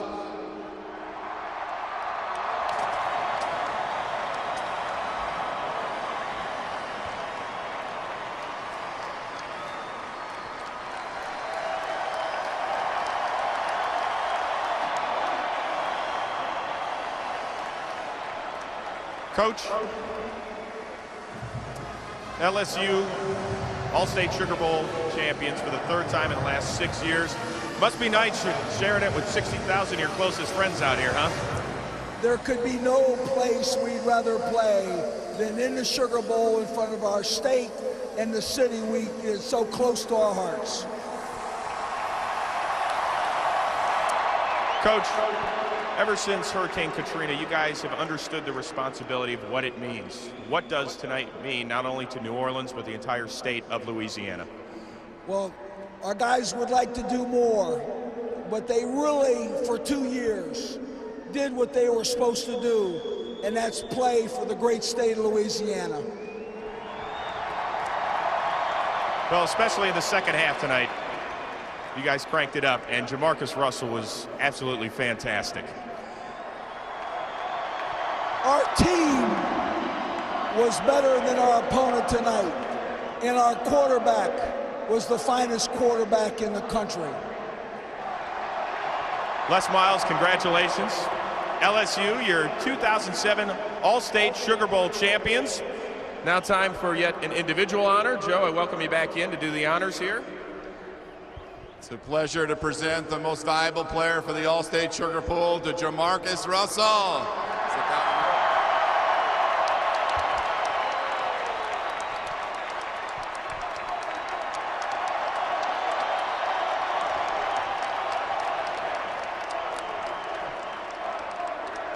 How you like that? That's great. I can say it's one of my first championship game winning, and to be MVP, it feels great. Listen to them chanting your name.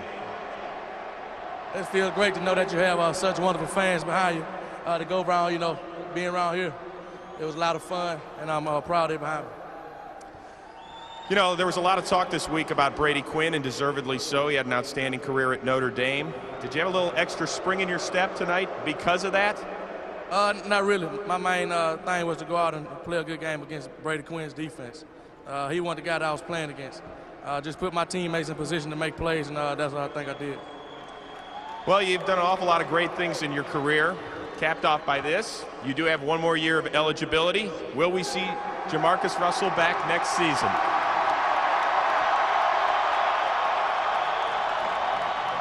Right now, you know, once the season over with, I have a lot of time to go home with my parents, and I'll pray about the situation. Hopefully I make the right decision. Congratulations, a career high in passing yards, the most outstanding player of the 2007 All-State Sugar Bowl, Jamarcus Russell, everybody. Kenny, take it away. All right, thanks very much, Chris. Congratulations to All-State Sugar Bowl most valuable player, Jamarcus Russell. LSU fans will be out late tonight on Bourbon Street. Back in a moment. Welcome back to the DirecTV postgame show on Fox. The 73rd All-State Sugar Bowl, LSU over Notre Dame tonight, 41-14. Let's take a look at tonight's DirecTV Look Again play. Late second quarter with the game tied at 14. Jamarcus Russell, 5-yard touchdown run, giving LSU the lead that they would never relinquish. His first rushing touchdown of the season. Dwayne Bowe caught a touchdown pass in the first quarter. 5 receptions, 78 yards, and he is downstairs with Jeannie. Dwayne Bowe, you've been talking the talk. Now you can officially walk the walk because you get a victory. Look around here and just soak in the victory at the Sugar Bowl. I'm glad to end it off on a great note. I did it for the city and my team, and I'm just happy it's all over. I'm glad I did my time, and now I'm ready to move on. You're a little bittersweet, though, because we know how tight you are with your quarterback. Talking about Jamarcus Russell. Man, he's a great athlete, and I wish the best for him. And me and him just connected on some of them, and the O-line did a great job of blocking. Continued success. Go tear it up in the NFL. You got the celebration dance already worked out?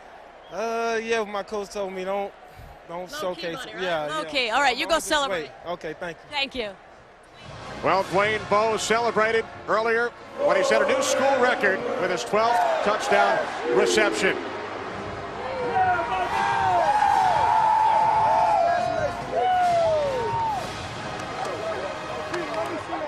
Moments ago, the Notre Dame alma mater.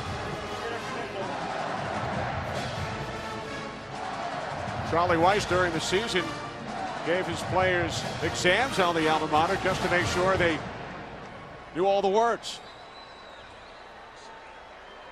They fell short on the field tonight for the 9th consecutive time in a bowl game, 41-14. We'll be right back. Welcome back to the DirecTV postgame show on Fox. You can hear the fans chanting LSU celebrating a third All-State Sugar Bowl title in the last 6 years. They hold Notre Dame scoreless in the second half in a 41-14 win. Chris Rose, a sullen Tim Brown, and Jimmy Johnson. Coach, we started the night talking about Brady Quinn. We ended talking about Jamarcus Russell. It looked like he was playing in the backyard. I tell you, he does everything so effortlessly. We were amazed just watching him throw the football. Even his handoffs, he does it with such ease. And Les Miles was right on target. Before the game, he said it was for this community, for Louisiana, and it is for this, this community. They'll be celebrating. It'll be the second Mardi Gras, here tonight. and then you look at, he said, okay, our team was better than their team, and our quarterback was the best player in the game. He was. Do I have to say something good about this guy? It's really hard to right now, but certainly when you watch him play, he made all the plays they need to make. For sure, it was like the backyard. When the play broke down, he made the play, and you had to give tip your hat off to the guy. Yeah, so congratulations to Les Miles and the LSU Tigers. On the other side, Notre Dame has now lost a record 9 straight bowls, winless since New Year's Day of '94. Defensively, it has been a mess. They're tied for giving up the most points in Notre Dame history in a bowl game. They give up the most yards. Jimmy, how do they fix this? Well, they got to get better players. I think, really Charlie Weiss has got him on the right track. He understands. He's been in the NFL. He knows what they've got to do. So he's going to go out and get better players, get more speed. Well, I really think that Rick Mentor is going to be in some trouble here. When you look what has happened to him in the last couple of big games, the defense really hadn't played well. They can't get rid of the players, so they usually get rid of the coach in a situation like this. Well, their last 4 losses to Ohio State, Michigan, USC, LSU by an average of almost 22 points per game. Quickly, and most importantly, Jimmy Johnson, what'd you think of your boys in the booth, Howie and Terry? Well, they were entertaining, but you know what? I like my guys. And so I enjoyed it. They did a great job. So don't let them leave the studio during Fox NFL Sunday. All right, guys, let's send it back up to you. Kenny? I'm not giving them back, Jimmy. They're all mine. Guys, we hope you had as much fun down on the field as we had up here in the broadcast booth. Howie, Terry, a tremendous second-half performance by LSU. Yeah, it was. And, I think more importantly what we get from this game is closure for our state, for Katrina, the great city of New Orleans. The Sugar Bowl is back. The Saints are back. And to me, that when everyone left the football field today, Notre Dame and the LSU people, you just have a feeling that, okay, everything's back to normal now. Yeah, this was the city, and the Superdome was the site of such terrible despair. And now it's being the site of great inspiration. LSU putting kind of as a university closure to the Katrina Rita situation. Lots of work to be done here still, but certainly this is a step towards the recovery of this city, the Superdome, and the Sugar Bowl. Well, it's been fun. Thanks, great job, Kenny. guys. Pleasure. Terry, I know it's been a while. Howard, You're the first best. time in the booth. See you next year. We had a great time up here. We hope you did as well at home. The 73rd All-State Sugar Bowl, the culmination of a terrific 3 consecutive days on Fox.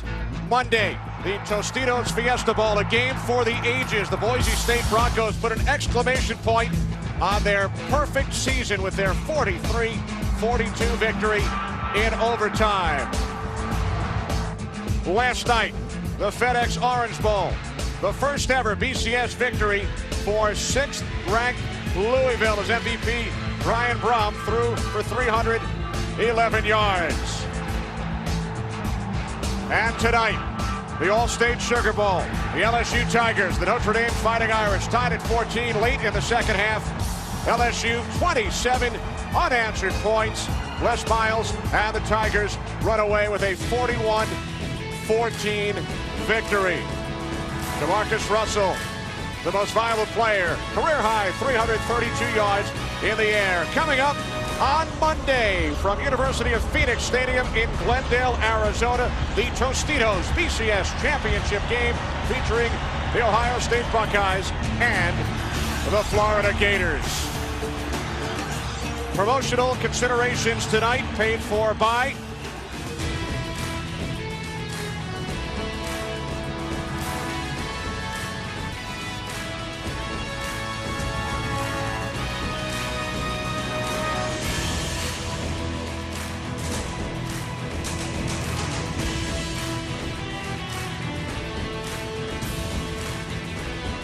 for Howie Long, Terry Bradshaw, and Jeannie Zelasco. This is Kenny Albert saying so long from New Orleans. We'll see you on Monday night for the Tostitos BCS Championship game.